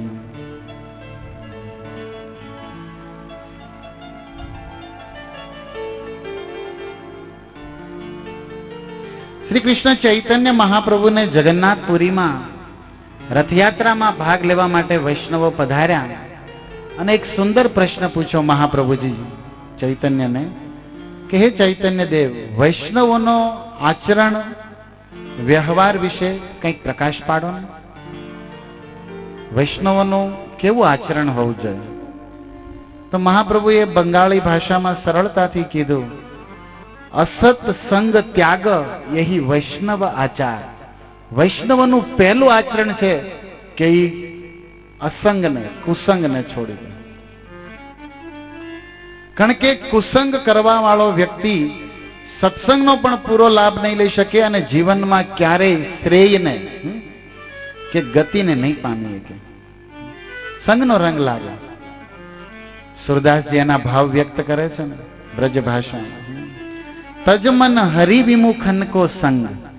હે મનડા, આ હરિથી જે વિમુખ છે ને એનો સંગ ત્યાગ. जिनके संग कुमति उपजे परत भजन में भंग.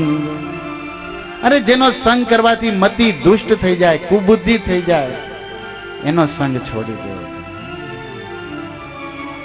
સત્સંગની જેટલી મહિમા છે એટલી જ કુસંગની નિંદા છે. કહેવાનો સાર ઈ છે કે સત્સંગને સારી રીતે ઉગાડવો હોય તો કુસંગ પણ ત્યાગવો જોઈએ. મંથરાનો એ કુસંગ કઈ કઈની મતિને ભ્રષ્ટ કરી નાખે. માનો આ લીલાથી કેટલી સુંદર શિક્ષા છે. અને અમારા ગુરુજી આ પ્રસંગને કહે ને ત્યારે એક સાર શિક્ષા પણ આમાં પ્રદાન કરે છે. જે એકબીજાના ઘરના સંબંધો બગાડે એ જ મંથરા છે એવું નથી. અત્યારે કળિયુગમાં લગભગ ગુરુઓ પણ મંથરા થઈ ગયા છે. અરે આટલું શબ્દ બોલી જાઉં તો કે હા, કારણ કે કઈ કઈના ચરિત્રમાં સાધુઓ પાસેથી સાંભળ્યું છે કે કૌશલ્યા કરતા પણ રામ સ્નેહ એનો અતિ હતો. કઈ કઈને રામમાં પ્રેમ બહુ હતો. એવી જ રીતે આપણે ભારતના વાસીઓમાં સનાતન ધર્મ, રામ અને કૃષ્ણ, ગીતા અને રામાયણમાં લોહીમાં પડ્યું છે. પણ અત્યારના નકલી પાખંડી ગુરુઓ મંત્રનું કામ કરે છે. આપણો સનાતન ધર્મ, રામાયણ, રામને દૂર કરી અને નવું નવું કંઈક પહેરાવે છે. જે રામ છોડાવે જીવનમાંથી, રામ ભક્તિ છોડાવે, રામ સંસ્કાર છોડાવે, દુનિયા ભલે અને ગુરુ માનતી હોય પણ એ મંથરા સિવાય બીજું કોઈ. અરે ગુરુ તો ઈ છે જે રામમાં પ્રીતિ કરાવે, કૃષ્ણમાં પ્રીતિ કરાવે, ગીતા રામાયણને આધારે આપણું ચરિત્ર પવિત્ર બનાવે, રામનો કૃષ્ણનો પ્રેમી બનાવી દે, એને ગુરુ કહેવાય. આ તો થોડું ઘણું હતું ને આપણને કંઈક બીજું જ નાખી ગયા, ખબર નહીં કેટલા વર્ષો છે. આદિ અનાદિ કાળથી સનાતન શબ્દનો અર્થ પણ નથી ખબર લોકોને. જેનો અંત નથી અને જેનો આદિ નથી એને સનાતન કહે છે. સરળ ઘણા અર્થ થાય પણ એક સામાન્ય અર્થ. તો ભગવાન વિષ્ણુ જેની રોમકૂપમાંથી અનંત કોટી બ્રહ્માંડ નીકળે, એમાંથી એક બ્રહ્મા એની આજ્ઞાથી એનું જ્ઞાન શક્તિ તપ લઈ અને વિશ્વની રચના કરે. સમસ્ત દેવતા, સમસ્ત ઋષિવૃંદ જેની શરણ લઈને જેની ભક્તિ કરે, ઈ કૃષ્ણ, ઈ રામ, ઈ વિષ્ણુને છોડી અને કંઈક મનુષ્ય જે હાડ માંસના કર્મ ચર્મમાં ભોગવે છે એને સર્વે સર્વા માનીને ભગવાનને બાજુમાં કાઢી મૂકે, શું એ ગુરુ કહેવાય? થોડોક બુદ્ધિનો ઉપયોગ કરો. ગાડરિયા પ્રવાહમાં વહેવા જેવું નથી. આંખું બંધ કરીને હાલા જેવો અત્યારે કળયુગ રહ્યો નથી. કૃષ્ણ ભક્તિ, રામ ભક્તિ અને ગીતા, વેદ, પુરાણ, ભાગવતમાં જે નિષ્ણાંત છે અને વૈષ્ણવ છે એ જ ગુરુ છે.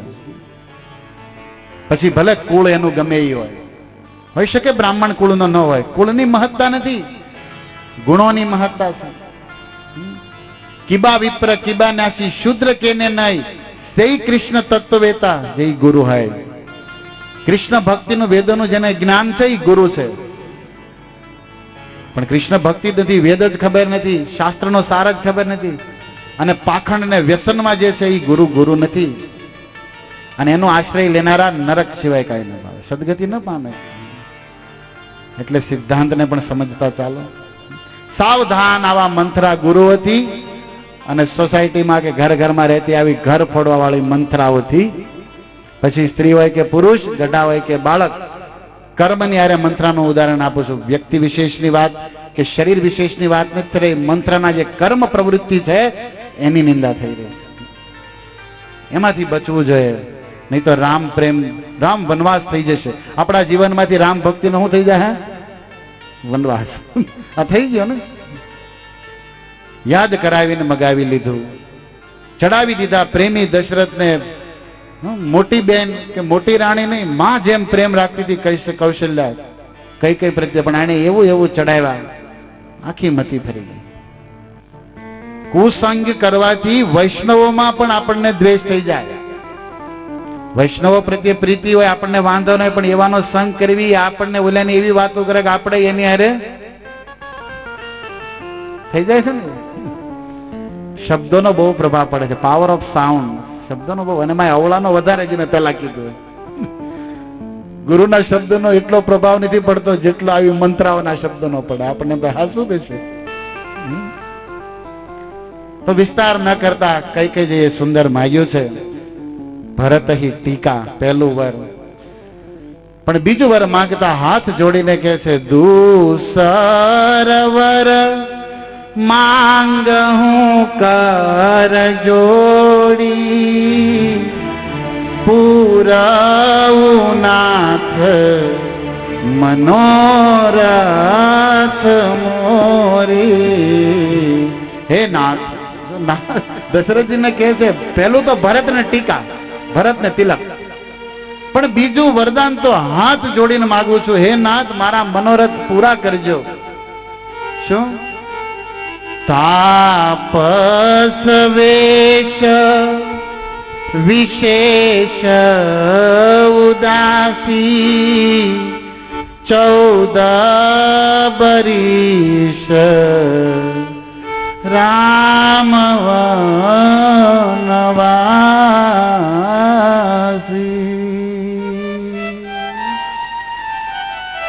ઇન્દ્રના વજ્રથી પર્વત પડે એમ સૂર્યકુળના તિલક મુકુટમણી દશરથ સિંહાસનથી પડી ગયા છે. સાંભળતા રામને વન. માનો કઈ તું મજાક નથી કરતી ને ભૂલ નથી થતી તારી. પણ કઈ નહીં. ગુરુ મંત્રાએ એવો પાઠ ભણાવ્યો હતો, કુસંગ એવા ગુરુએ એવા ચડાવ્યા હોય ને કે સનાતન ધર્મી રામની કોઈ વાત કરે ને તો એ હાસી ન લાગે. એટલા એને પૂરી ચડાવી દીધા હોય સર્વે સર્વ. જો મંત્રાએ કઈ એવી ટ્રેન આપી હતી, એવો ડોઝ આપ્યો હતો કે આજે સત્ય દશરથ બોલે છે, પ્રાણથી વાલી મને તું છો, ભરત છે, મારે તો બધી આંખ્યું હરકી, તું કે આપી દઈશ, પણ વન રામનો વાંક હું બતાવ. કાલ સમાજ મને પૂછે રામનો દોષ શું કે મેં એને વન આપ્યું, હું કહીશ. દશરથજી રોવે, પતિ થઈને પગમાં પડે. કઈ નું આ વર્તન એને વિધવા બનાવી દેશે, અપયશનો કલંક લગાડી દેશે, પણ છતાં બુદ્ધિ ખુલી નહીં. પ્રસંગથી તમે બધા પરિચિત છો, પણ એક પ્રસંગથી સાર શિક્ષા જેને આપણે જીવનમાં બચવા જેવું છે એ કરવા જેવું છે. દશરથજી થાકી ગયા મનાવી, પણ એકની બેન. ઘણી આમાં ટીકા ટિપ્પણીઓ છે વૈષ્ણવની. પણ આ રામ વનવાસ પ્રસંગ લઈએ ત્યારે સ્પેશિયલ ચર્ચા થાય. પ્રસંગ તો અત્યારે છે નહીં, આ તો હું પ્રસંગની ભૂમિકા તમને ત્યાં લઈ જવા માંગુ છું. ભગવાન રામચંદ્રજી વિશે ગુરુ અર્થે ત્યક્ત રાજર્ષિ સુખદેવજી ભાગવતના નવમ સ્કંદમાં સૂર્યવંશના ચરિત્રમાં રામચરિતની કથા કહેતા કહે છે કે મર્યાદાને વચનોની રક્ષા કરતો રઘુકુળ નું આ સંતાન સાક્ષાત પરબ્રહ્મ પરમાત્મા શ્રી રામચંદ્રજીએ માથે ચડાવી લીધું વચન. પ્રાણ જાય પર વચન ન જાય જવા તો ત્યક્તવા સુદુત્ય સુરેપ સીતરાજ્ય લક્ષ્મી નિમિ મહારાજની સભામાં કરભાજન મુનિ ભાગવતના 11મા સ્કંદમાં 5મો અધ્યાયની પ્રસંગમાં સ્પષ્ટ પૂછાણું કે કળિયુગના આરાધ્ય ઈશ્વર કોણ છે? તેનો જવાબ આપતા નવ યોગેશ્વર જે ઋષભદેવના પુત્રો છે એ કહે છે ત્યક્ત્વા સુદુત્ય સુરેપ્સિત રાજ્ય લક્ષ્મી ધર્મિષ્ઠ આર્ય વચસા યદગાદરણ્યમ માયા મૃગમ દયેપ્સિત મન્વધાવત વંદે મહાપુરુષ તે ચરણારવિંદમ. ત્યક્ત્વા સુદુત્ય સુરેપ્સિત રાજ્ય લક્ષ્મી, દેવતાઓને પણ દુર્લભ એવું અયોધ્યાનું આ સામ્રાજ્ય અને આ સુંદર રાજ વૈભવ લક્ષ્મીને છોડી દીધી રામે. દશરથ ધન દેખી ધનક લજાઈ, યક્ષરાજ કુબેર પણ શરમાઈ જાતા જેના ધનને જોઈને. એવું અવધનું આ વૈભવ પણ ભગવાને કોઈ મોહ ત્યાગી અને વનમાં ભાર્યા સીતા અને લક્ષ્મણ સાથે નીકળી ગયા. સુમંતજી એને વળાવા જાય અને અવધવાસી પાછળ પાછળ માનો શોકના રામ વિરહના ઈ સમુદ્રમાં ડૂબી ગઈ છે અવધ. કારણ કે સૂર્ય જઈ રહ્યા છે. અવધ તહા જહાં રામ નિવાસ, ભાનુ સૂર્ય જેના દિવસ છે એમ જ્યાં રામ છે ત્યાં અવધ છે. અયોધ્યાના વાસી રામની પાછળ પાછળ. પણ સુંદર કથા તમસાના તીરે ત્યાંથી આગળ ભગવાન સુમંતને આડો અવળો રથ હકાવીને સૂતા મૂકીને સુબે રહી જાય. પ્રભુપાદજી એટલા માટે કહે છે મંગળા બ્રહ્મ મુહૂર્તમાં જાગતા શીખો, જો સોવત હૈ વો ખોવત હૈ. જાગ્યા તો રામ નહોતા. અને સુમનજીની સાથે નિષાદ રાજ શૃંગવેરપુરમાં આગમન થાય. શૃંગવેરપુરમાં ગુહ નિષાદ સાથે સુંદર મિલન.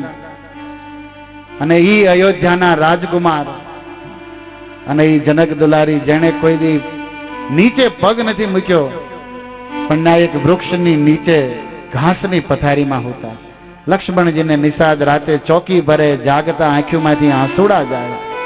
અરે રે, ક્યાં અયોધ્યાનો આ રાજકુમાર વૈભવ પરબ્રહ્મ પરમાત્મા સાક્ષાત ને ઘાસની પથારી. અને ઈ તો ઠીક, પણ સીતાએ જવો વ્રત તપ કરવું ઈ ભગવાન એના જીવનથી શીખવાડે. એસીમાં નથી હોતા ઈશ્વર. અને તમારે હોવું હોય તો હું કહીશ કે એસી ભક્તિવેદાંત સ્વામીના કિતાબ બુકમાં હુવો, ભક્તિ ન્યા ભરી. એસીમાં હુએ આ ચામડાને થોડુંક સુખી કરી નાખશો પણ એમાં આત્માનું કોઈ કલ્યાણ નથી. આ માનવ જીવન તપ કરવા માટે મળ્યું છે. કૃષ્ણ ગીતામાં કહે છે યજ્ઞ દાન તપ કોઈ દી ન છોડવા જોઈએ. અને ઋષભદેવના પુત્રને કહે છે તપો દિવ્યમ પુત્ર કાય એન સત્વમ. મનુષ્ય જીવન તપ કરવા મળ્યું છે અને તપથી જ બધું મળે છે. અને તપમાં તે ગીતાના આધારે કહું તો રજોગુણી તમોગુણી તપ નહીં, ત્રણેય ગુણથી પાર વિશુદ્ધ તપ, ભગવાનની ભક્તિ, ભગવાન પ્રસન્ન થાય, ભગવત પ્રેમ પ્રાપ્ત થાય એવું ભક્તિનું તપ કરવું જોઈએ. હિરણ્યકશિપુને રાવણે કર્યું એવું આસુરી તપ નહીં. સમાજને નડવાને, દેવતાઓને હેરાન કરવા, પ્રદર્શન કરવા, હું એટલા વ્રત કરું ને એટલું આમ કરું ને એટલું હાલીને ગયો. સુધારો આવ્યો જીવનમાં, વ્યસન તો ઈ નહીં. ભગવાન રામ નામ તો લેતા નથી, રામાયણમાં કોઈ પ્રીતિ નથી, સ્વાર્થ, કપટ, ઈર્ષા તો બધી. તો આ તપ થાય છે કે શું થાય છે? એવા તપ વ્રતની વાત, તામસી રજોગુણની વાત નથી, વિશુદ્ધ તપની વાત. અને આ બધું ગીતામાં છે 17મા અધ્યાયમાં. હરે કૃષ્ણ ધામના ભક્તોનો સંગ કરો તો સત્ય શાસ્ત્ર તમને મળશે પરંપરાથી. નહીં તો ગુજરાત વહેમમાં છે કે અમને રામાયણ ખબર છે, અમને ગીતા ખબર છે, પણ જીવનમાં ભક્તિ નથી તો શું ખબર. પ્રજા દેખાય છે અવધની, રામ હાટું થઈને બધું છોડવાલ છે પાછળ.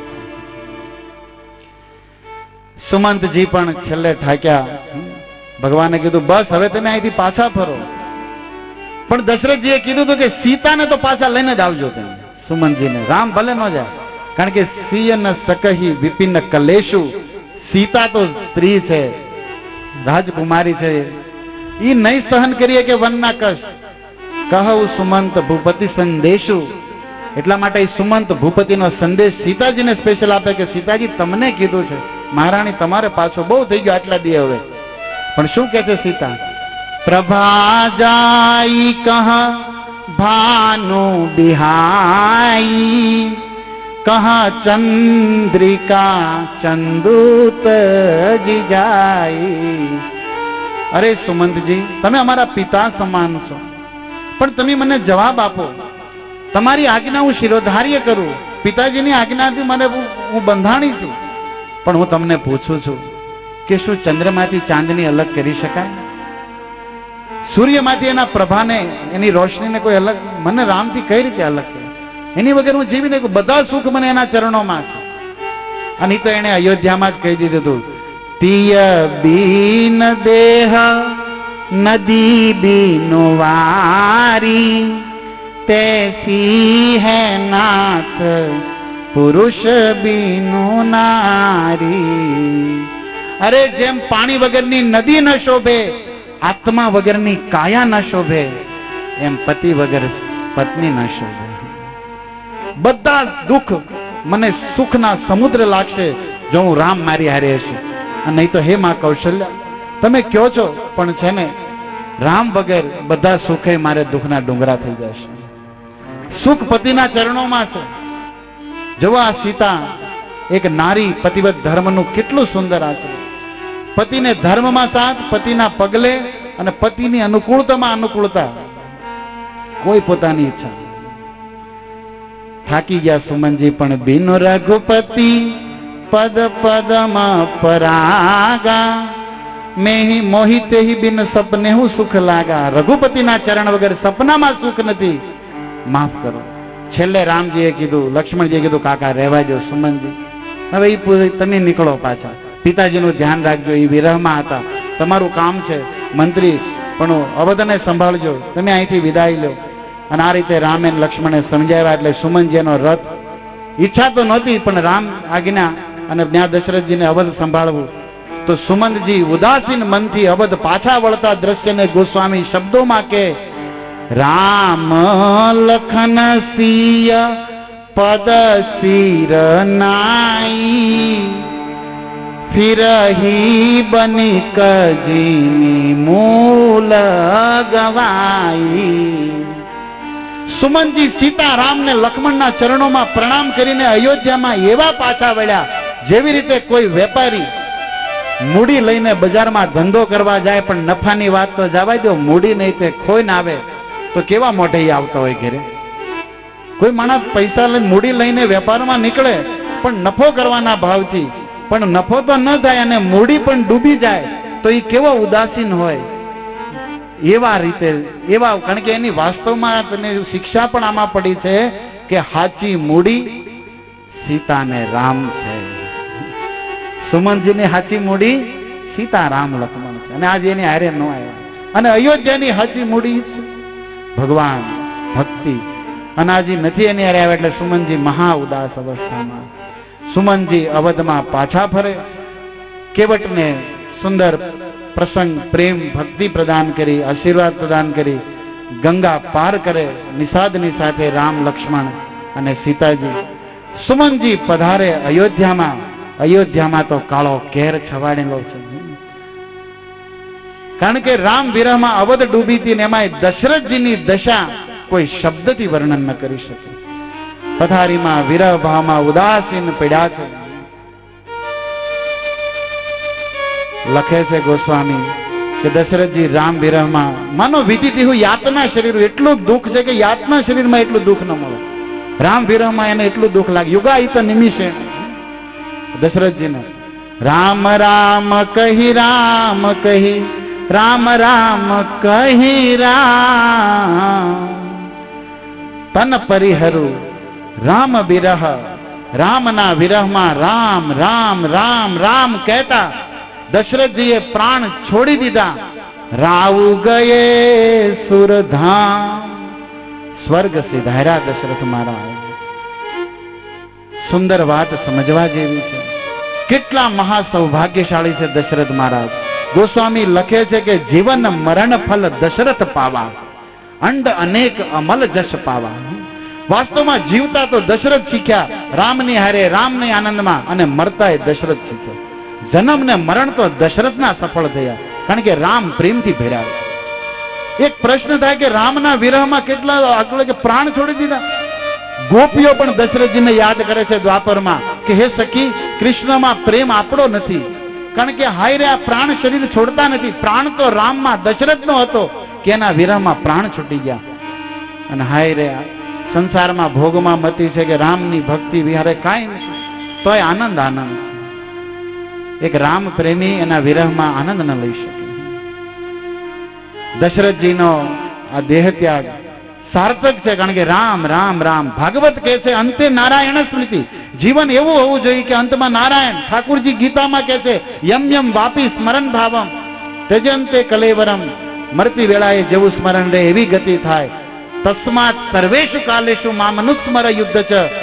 ગીતાના 8મા અધ્યાયમાં કૃષ્ણ દ્વારિકાધીશ કુરુક્ષેત્રમાં અર્જુનનું સારા તત્વ કરતા સંદેશ પ્રદાન કરે માનવ સમાજને સમગ્ર, કે જીવનમાં કૃષ્ણનું રામનું નિત્ય સ્મરણ લે. વ્યવહાર સંસાર યુદ્ધ કરતો જાય અર્જુન, પણ સ્મરણ મારું કરતા જાય. સર્વેશુ કાલેશુ, એવરીવેર એન્ડ ઓલ ટાઈમ, બધી જગ્યાએ અને સદા.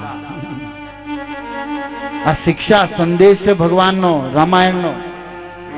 નાની એવી એક ચોખવટ કરી અને વિરામ નહીં, પણ જેને કહેવાય એક રામકથાનું એક મંગલાચરણ ને પ્રસંગની ભૂમિકાને આપણે અંત દઈએ એ પહેલા આ દોહાને, કે રામ રામ કહી રામ, રામ રામ 6 વાર રામ રામ દશરથજી બોલ્યા. અને સુરધામ સ્વર્ગમાં સીધાર્યા અને વિરહમાં પ્રાણ છૂટી ગયા. દશરથજી કોઈ જીવ કોટીના નથી, પાર્ષદ છે, રામના સનાતન પિતા છે. આપણી જેમ જીવ નથી, કર્મ ભોગવવા શરીર મળે જીવને પ્રકૃતિ દ્વારા, એમ દશરથજી નથી. પહેલા બી સમજવું જોઈએ, દશરથજી ભગવાનની રામની લીલામાં એના સનાતન પિતા પધાર્યા છે પૃથ્વી ઉપર અવધમાં. અર્થાત એ સદૈવ આનંદની મૂર્તિ છે અને માયાના બંધનથી મુક્ત છે. લોક હિતાર્થે લીલા માટે પધાર્યા છે પૃથ્વી ઉપર. તો ફાવે ના રે ને ફાવે ત્યારે શરીર લે ને ફાવે ત્યારે છોડે, એક રીતે એના હાથમાં. રામની ઈચ્છાને આધીન છે. સમજાય છે વાત? સમજવા જેવી. તો પછી પ્રશ્ન થાય કે એને વિરહમાં પ્રાણ છોડી દીધા. હા, એ તો એક પ્રેમીનું લક્ષણ. કેમ? સ્વર્ગમાં ગયા. હાલો, દશરથજી રામના પિતા છે ને ત્યાંથી જ અવધથી પધાર્યા છે લીલામાં, તો શરીર છોડીને અયોધ્યા સાંકેતમાં જવા જોઈએ ને. સ્વર્ગમાં હું કામ ગયા? પ્રશ્ન એ છે. અરે સ્વર્ગમાં જઈને ફાયદો શું છે? કારણ કે આપણા શાસ્ત્રો તો સ્વર્ગની કોઈ વેલ્યુ મૂકતા નથી. કૃષ્ણ ગીતામાં કહે છે ક્ષીણે પુણ્ય મૃત્યુ લોકે વિશંતિ. આપણો ગુજરાતનું ઘરેણું મહેતા નરસિંહ ગાયન ગયા, પુણ્ય કરી અમરાપુરી પાયમાં અંતે 84 માહી. તો સ્વર્ગમાં દશરથને જવાનું હેતુ શું છે? તો સુંદર ભાવ લખે છે ભક્તો કે દશરથજીએ વિચાર કર્યો કે રામના વિરહમાં રામને જોયા વગર હું રહી શકીશ નહીં. રામ તો પાછા ફેર્યા નહીં વચન પાળવા હાટું થઈ, અને રામને જોયા વગર હું ન રહી શકું. એટલા માટે ઇન્દ્ર મારા મિત્ર છે અને હું સ્વર્ગમાં જાઉં અને સ્વર્ગમાં રહ્યો રામની નિત લીલાને હું રામના દર્શન કરતો રહી, સ્વર્ગમાં રહ્યો. અને તમને ખબર હોય તો વાલ્મીકીજીએ પણ લખ્યું છે અને માનસમાં પણ આનો સંકેત છે કે દશરથજી એટલા પ્રતાપી હતા કે જીવતા સ્વર્ગ જઈ શકતા. સ્વર્ગમાં જતા દેવરાજ ઇન્દ્ર આસનેથી ઉભા થઈ અને એના આસને બેહારતા. ઇન્દ્રની બાજુમાં સીટ પડતી દશરથની. તો ઇન્દ્ર મારા મિત્ર છે અને સ્વર્ગમાં જઈશ તો સ્વર્ગમાં રહીને રામની લીલા પૃથ્વી ઉપર નિહાળીશ. આ ભાવથી સ્વર્ગમાં ગયા. હાલો, સુરધામ ગયા, આ હેતુ છે. તો પણ પ્રશ્ન અંદર ઉભો છે કે તો જીવતા શરીરે જઈએ કે મેરીને હું કામ ગયા? તમે કહો છો જીવતા જતા હતા. આ કઈ કઈને વરદાન સ્વર્ગમાં જ આપેલા ને. આ 2 વરદાન સ્વર્ગમાં આપેલા. જયારે યુદ્ધ કરવા ગયા ત્યારે કઈ કઈને લઈ ગયા હતા. તો જીવતા સ્વર્ગમાં જઈએ કે મરીને હું કામ સ્વર્ગમાં ગયા શરીર છોડીને? તો પણ લખે છે કે જેના શરીરના લીધે રામને વન જવું પડ્યું હોય, રામના મિલનમાં ભંગ પડ્યો હોય, એ શરીરમાં દશરથજીને હવે રહેવું નથી. એ ભાવથી સ્વર્ગમાં ગયા. ત્રીજું કારણ આપે છે કે ભાઈ આ વાત તો સમજાણી, સ્વર્ગમાં ગયા, પણ તમે કહો છો કે રામ રામ રામ બોલતા સ્વર્ગમાં ગયા. અરે રામનું નામ જેના મોઢામાં હોય, રામનું સ્મરણ જેના ચિત્તમાં હોય, એ તો રામ લોકને સીધા જ પામે. વાયા સ્વર્ગ કેમ કરે? જાકે મુખ મરણ નામ આવા, મરતી વેળાએ જેના મુખમાં રામ આવે, અધમમાં અધમ હોય ને, મુક્તિ તેહી પાવા, તો પણ મુક્ત થઈ જાય. અને આના પ્રમાણ છે અજામિલ ને ગણિકા શાસ્ત્રોમાં. તો દશરથ તો એના પિતા છે ને રામ રામ બોલતા ગયા, તો જવા જ જોઈએ સંકેતમાં. કેમ સ્વર્ગમાં ગયા? રામ રામ બોલી નહીં તે કે છે ને ભગવાનનું સ્મરણ રહી જાય, એનું નામ તો એના ધામમાં જવા જોઈએ. કૃષ્ણ ગીતામાં કહે છે કે મારી ભક્તિ કરે, મારું સ્મરણ કરે, મારા ધામમાં આવે. દેવતાઓનું ભજન કરે એ દેવલોકમાં જાય, ભૂતનું ભજન કરે એ સ્મશાનમાં જાય, અને સંસારનું કરે એ અહીંયા જન્મ મૃત્યુમાં રહે. ઠાકોરજીએ ગીતામાં કીધું છે. તો પછી સુંદર ભાવ છે કે ભગવાન રામ ભક્ત વત્સલ, અને ભગવાનના શુદ્ધ ભક્તો જે ઈચ્છા કરે એ ભગવાન પૂરી કરે. તો દશરથજી સ્વર્ગમાં એટલા માટે ગયા કે એની હાર્દિક ઈચ્છા હતી કે હું પૃથ્વી ઉપર રામનો રાજ્યાભિષેક જોઉં. રાજ્યાભિષેક જ કરવો હતો ને, પણ એમાં વિરહ આવી ગયો. તો પછી સ્વર્ગમાં રહી, કારણ કે સાકેત રહ્યો હતો ક્યાં, એટલે સ્વર્ગમાં રહ્યો એ અભિષેક જોશ, અને એ અભિષેક થાહે, રાવણ મરશે, પછી અભિષેક થાહે, અને પછી રામની હારે સ્વર્ગમાં પુષ્પક વિમાનમાંથી સાકેત અયોધ્યા પ્રભુની હારે જ આવ્યો છું. તો એની પહેલા તો આવી ગયો, પણ એની વાહે એની હારે જ પહેલા જવું નથી, જાય છે એની. જુઓ કેવા ભાવ કાઢે ભક્તો. સ્વર્ગ ગયા એના કે નહીં, સ્વર્ગમાં ગયા પણ રામની, કારણ કે રામ અભિષેક સ્વર્ગથી નિહાળી અને જ્યારે જશે પુષ્પક વિમાનમાં અવધ ને લઈને ભગવાન, ત્યારે દશરથજીને હારે લઈને જશે. અને સંકેતો મળે છે કે દશરથજી યુદ્ધમાં પણ પ્રગટ થયા હતા, દર્શન દેવા. ઘણી જગ્યાએ સીતાજીને દર્શન આપ્યા હતા દશરથજીએ સ્વર્ગથી. એ તો નિત્ય છે, ગમે ત્યારે દર્શન દઈએ. પણ જીવનમાં પોતાના આચરણથી દશરથ મહારાજે એક સુંદર ઉદાહરણ બહાર પાડ્યું કે જીવનનો સાર રામ પ્રેમ છે, અને રામ પ્રેમ ભક્તિ નથી તો એ જીવતાય મરેલા છે. જીન હરી ભક્તિ હૃદય નહીં આની, જીવત શવ સમાન તે પ્રાણી. એ જીવતા મરેલો છે. આટલી સુંદર રામ અને રામ નામના પ્રેમથી ભરેલા મહારાજ દશરથ સ્વર્ગમાં શું કામ ગયા, એનું આ કારણ છે. અને જીવન મરણનો સાર પામી ગયા. વેદ વિદિત દશરથ તેહી નામું. સંપૂર્ણ ત્રિભુવનમાં દશરથના જય જયકાર થયા છે. દેવતાઓએ પુષ્પવૃષ્ટિ કરી છે, અને આ રીતે દશરથે રામ રામ કહેતા શરીરને ત્યાગ્યું છે. હરે કૃષ્ણ કૃષ્ણ કૃષ્ણ હરે હરે, હરે રામ રામ રામ હરે હરે. જય જય શ્રી રાધે શ્યામ. ધન્યવાદ વૈષ્ણવોને, અને વિશેષ કર સંત શ્રી પ્રેમદાસ બાપુને કે એમની અમૃત વાણીથી કૃતાર્થ કર્યા. તીર્થિન કુર્બાનથી તીર્થાની ભાગવતમાં વિદુરજીને ધર્મરાજ યુધિષ્ઠિર કહે છે કે વૈષ્ણવ સંતો તો તીર્થ છે, તીર્થોને પણ તીર્થ કરે છે. અને ગોસ્વામી પણ કહે છે મૃદુ મંગલમય તીર્થ. જંગમ બોલું તો તીર્થ ફરીને કે પણ આ સાધુ એવું તીર્થ છે કે ચાલતું ફેરતું. તો ધન્યવાદ. આપણા યજ્ઞની આ શોભા છે કે સંતો પધારે. દશરથજીના દિવ્ય શરીર ત્યાગ, એમાંય તે ભગવદ ઈચ્છા લીલા જ પ્રયોજન છે. ભરત ચરિત્ર હવે પ્રારંભ થશે. વશિષ્ઠ ઋષિ નનિહાલમાં કે કઈ દેશમાં ગયેલા ભરત માટે સંદેશ માટે દૂત મોકલાવશે. ભરતજીનું ચરિત્ર અને એનો રામ સ્નેહ વાણીથી અવર્ચનીય છે. એક વાક્યમાં એને કહેવામાં આવે તો રામાયણની ગોપી છે ભરત.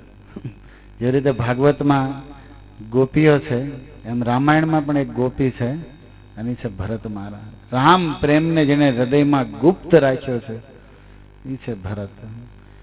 તો કાલથી ભરત મહારાજનો આ પવિત્ર ચરિત્ર પ્રારંભ કરીશું, જેમાં ભરતજી અવધ પધારશે, કઈ સંવાદ, કૌશલ્યા સાથે સંવાદ, દરબાર ભરાશે જેમાં વશિષ્ઠ સાથે સંવાદ, અને પછી ચિત્રકૂટની યાત્રા. જેવો સમય અને બુદ્ધિ ભગવાન પ્રદાન કરે એ રીતે ગુણ ગાવામાં આવશે. ઠીક 8:30 કથા ચાલુ થશે અને વ્યાસ ગાદીની મહિમા બાપુએ કીધી છે વિશેષ. અમારી જેવાનો તો કોઈ વ્યાસ ગાદીનો અધિકાર પણ નથી. વૈષ્ણવના સ્નેહ આજ્ઞાથી થોડું સાહસ કરીએ છીએ અને ગાદી કરતા વ્યાસ ગોદીમાં બેહવાની મજા આવે છે. વ્યાસના ગોદી એટલે ખોળો થાય. એમની શિક્ષાઓને સમજવી, જીવનમાં ઉતારવી એ વ્યાસ ગોદીમાં. ઘણા ગાદીએ બેઠા હોય છે પણ એ શિક્ષાનું સ્વયં પાલન જીવનમાં હોતું નથી. એવા સંત, એવા સાધુ, વેશધારી બનવાની અભિલાષા અમારી નથી. તમે બધા થોડાક પણ પ્રસન્ન હોવ, તમને લાગતો હોય કે આ કાર્ય સારું છે અને કથામાં કંઈક સંસ્કાર, ભક્તિ, જ્ઞાન, પ્રેમ, આનંદ મળે છે, તો દક્ષિણામાં, આશીર્વાદમાં એટલું જ માગીએ છીએ કે અહંકાર ન આવે અને સેવા ભાવથી સ્વાર્થ રહિત ભગવાનના ગુણ ગાતા રહી. આ જ અભિલાષાની સાથે, આ જ હેતુ સાથે રામ પ્રેમ પ્રાપ્તિ માટે કેવલ આયોજન કરવામાં આવે છે. અને એમાં ધનની જરૂર હોય છે, સેવાની જરૂર હોય છે, પણ અમને હૃદયમાં વિશ્વાસ છે કે ભગવાનની કૃપાથી જ્યાં સત્ય કામ થાય, નારાયણ જ્યાં હોય લક્ષ્મી આવે છે. અને બધાનું ઠાકર સ્વીકારતા નથી. બહુ ભાગ્યશાળી હોય એનું સત્ય જગ્યાએ લાગે છે, નહીં તો ઘણી જગ્યાએ લાગે છે પણ જ્યાં કોઈ યુઝ પણ હોય. બહુ ભાગ્યની વાત છે. રામનું, કૃષ્ણનું સુંદર મંદિર ભાવનગરમાં બનશે અને આ મંદિરના માધ્યમથી સમગ્ર ભાવનગર નહીં પણ ગુજરાતને આ સનાતન ધર્મના, ગીતા ભાગવતના સંદેશ, હરિનામને, હરિપ્રસાદને પહોંચાડવાનો પ્રયાસ કરી રહ્યા છે. તન મન ધનથી આમાં સહયોગ આપો અને સ્વયં રામનું નામ લો, રામ ભક્તિ કરો. આ જ ઉદ્દેશ્યથી આયોજન છે. ધન્યવાદ. હરે કૃષ્ણ કૃષ્ણ કૃષ્ણ હરે હરે, હરે રામ રામ રામ. કથાને અહીંયા વિરામ દેવામાં આવે છે. કાલથી મંગલમય 8:30 પ્રારંભ કરશું. 2 મિનિટ ઉભા થઈને નામ સંકીર્તન કરીએ અને કથાને વિશ્રામ આપીએ.